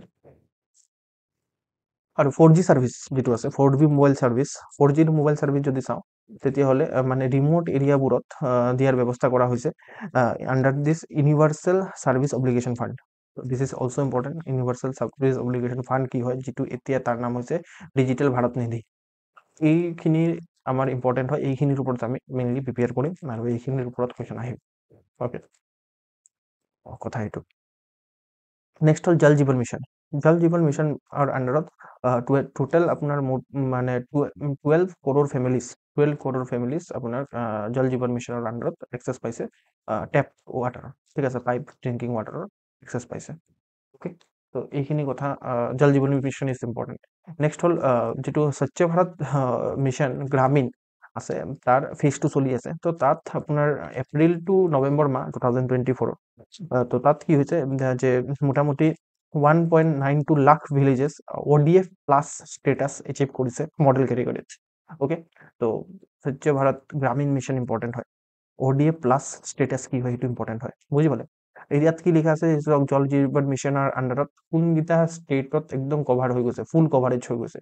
প্ৰথমটো অৰুণাচল প্ৰদেশ, গোৱা, হাৰিয়ানা, হিমাচল প্ৰদেশ, এইবোৰক চব ইয়াত কি কৰিব, এক্সামিনেশ্যন দিব যে which of the following states have been covered full cover have achieved full cover under Jal Jeevan mission. তাত ফৰ এক্সাম্পল অসমো দি দিব লগতে, ঠিক আছে। তো আছাম এতিয়ালৈকে এচিভ কৰিব পৰা নাই, ঠিক আছে। ইয়াত অসম আছে নেকি, অসমটো নাই, মনত ৰাখিব সেই বস্তুটো, অসম নাই যে মনত ৰাখিব, অসমটো দিবই লগতে, কাৰণ APSC যদি সুধে এনেকৈ অসম দিব। অৰুণাচল প্ৰদেশে এচিভ কৰিছে, গোৱা এচিভ কৰিছে, হাৰিয়ানা, হিমাচল প্ৰদেশ, গুজৰাট, পাঞ্জাৱ, তাৰপিছত তেলেংগানা, মিজোৰাম, ঠিক আছে। এইখিনি ষ্টেটে জল জীৱন মিছনত আণ্ডাৰত গোটেইখিনি ফুল কভাৰেজ এচিভ কৰিছে, বাকীখিনি ষ্টেটে কৰা নাই, ঠিক আছে। এইটো মই ডাইৰেক্টলি ইকনমিক ছাৰ্ভেৰ পৰা স্ক্ৰীনশ্বট মাৰিছোঁ। অ'কে, নেক্সট হ'ল প্ৰধানমন্ত্ৰী আৱাস যোজনা, ইম্পৰ্টেণ্ট। প্ৰধানমন্ত্ৰী আৱাস যোজনাৰ আণ্ডাৰত আৰ্বান এৰিয়াত আপোনাৰ কি হৈছে যে মোটামুটি 89 লাখ হাউচেছ কমিশ্যন হৈছে, ঠিক আছে। তাৰপিছত চিটি ট্ৰান্সপৰ্টেশ্যন নেটৱৰ্কত আমি যদি চাওঁ তেতিয়াহ'লে মেট্ৰ' আৰু ৰেপিড ৰেল ছিষ্টেম সেইটো অলমষ্ট আপোনাৰ অপাৰেশ্যনেল বা আণ্ডাৰ কনষ্ট্ৰাকশ্যন আছে 29টা চিটিত ইণ্ডিয়াৰ, বুজি পালে। তো এইখিনি ইম্পৰ্টেণ্ট। ৰিয়েল এষ্টেট ছেক্টৰত যদি চাওঁ, because of this act, real estate regulation and development act 2016, এইটোৰ কাৰণে আপোনাৰ এইটো এক্টৰ কাৰণে ৰেগুলেশ্যন আৰু ট্ৰান্সপাৰেঞ্চি আহিছে ৰিয়েল এষ্টেট ছেক্টৰত। আৰু বাই 2025 জানুৱাৰী মাহ আমাৰ 1.38 lakh real estate projects registered হৈছে, ঠিক আছে। India currently operating 56 active space sector কথা কৈছে ইয়াত। তো স্পেচ এছেট 56টা active space asset mainly operate কৰি আছে ইণ্ডিয়া। স্পেচ এছেট মানে হ'ল যে ছেটেলাইটবোৰ ফৰ এক্সাম্পল, ঠিক আছে। আৰু ইণ্ডিয়াৰ স্পেচ ভিজন 2047 মতে, ঠিক আছে, ইণ্ডিয়াৰ ওচৰত এম্বিচিয়াছ কিছুমান প্ৰজেক্টছ আছে, যেনেকৈ গগনয়ান মিছন, ঠিক আছে। তো ছায়েন্স এণ্ড টেকনলজিৰ কাৰণে গগনয়ান মিছন ইজ ইম্পৰ্টেণ্ট, ইয়াৰ ওপৰত কুৱেশ্যন আহিব পাৰে, কিন্তু এই গগনয়ান মিছন নিউজতো আছে। Chandrayaan 4 lunar sample return mission, তো এইবোৰ মেইনলি গভাৰ্ণমেণ্টৰ মানে এম্বিচিয়াছ মিছন হয় স্পেচ ছেক্টৰত, ঠিক আছে। নেক্সট হ'ল চক যিমানখিনি আপোনাৰ ইনফ্ৰাষ্ট্ৰাকচাৰৰ ৰিকুৱাৰমেণ্টছ আছে সেইখিনি পাব্লিক ছেক্টৰ ইনভেষ্টমেণ্টৰ পৰা, মানে গভাৰ্ণমেণ্টৰ অকল ইনভেষ্টমেণ্টৰ পৰা সেইটো ফুলফিল হ'ব নোৱাৰে। সেইটো কাৰণে প্ৰাইভেট ছেক্টৰৰ পাৰ্টিচিপেশ্যন ইজ ভেৰি ইম্পৰ্টেণ্ট, ঠিক আছে, টু ব্ৰিজ দিছ গেপ। আৰু ডেটছ ৱাই গভাৰ্ণমেণ্টে নেশ্যনেল ইনফ্ৰাষ্ট্ৰাকচাৰ ফাণ্ড আৰু নেশ্যনেল মনিটাইজেশ্যন পাইপলাইন বনাইছে। এইখিনি কি হয় আমি এক্সেক্টলি পিছত আমি ষ্টাডি কৰিম যেতিয়া আমি স্কিমবোৰ ভাল ধৰণে পঢ়িম, বুজি পাইছে। Is it clear? তাৰ উপৰিও এইটো হ'ল আপোনাৰ আটাল, ঠিক আছে, নহয় অমৃত হয়, এইটো অমৃত, ঠিক আছে। আটাল আপোনাৰ মিছন ফৰ ৰিজুভিনেশন এন্ড আৰবান ট্ৰান্সফৰমেশন। তো তাৰ আন্ডাৰত কি হৈছে ট্যাপ ওয়াটাৰ কভাৰেজ মোটামুটি আপোনাৰ 70% মান হৈছে, মানে গোটেই আৰবান এৰিয়াত 70% মানৰ জেগাত আপোনাৰ টেপ ৱাটাৰ পাব। আৰু চিৱেজ কভাৰেজ মানে যিটো সেই আৰু যিমানখিনি মল মূত্ৰ আছে সেইখিনিৰ মানে প্ৰপাৰ ডিছপ'জেল 62% মান হৈছে।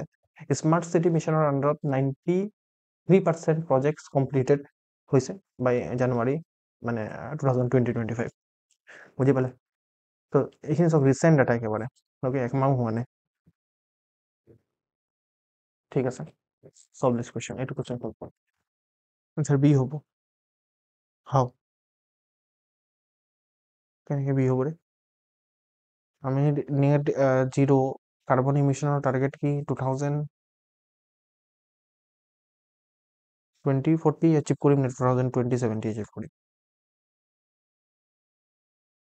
এইটো যদি আমি এলিমিনেট কৰোঁ কি আহিব আনসাৰ? এ আহিব ন? কাৰেক্ট আনসাৰে সুধিছে ইয়াত।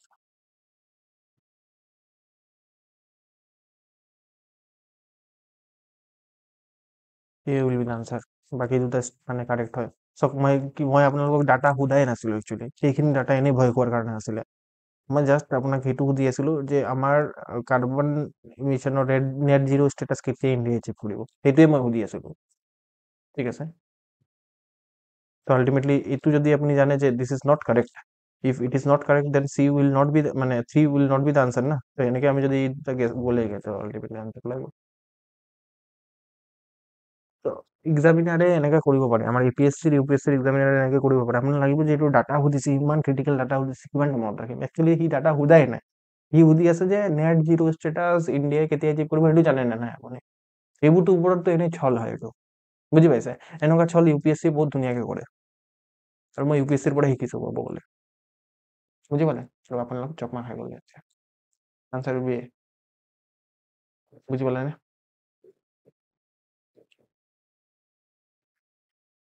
ওকে, আজিৰ কাৰণে আমি ইমানটোতে ৰাখিম। চাওক মোৰ আজি একদম পঢ়াবলৈ মন নাছিলে, বাট মানে পঢ়াইছো, এনেকুৱা নহয় যে আপোনালোকৰ ওপৰত এহচান কৰি আছো।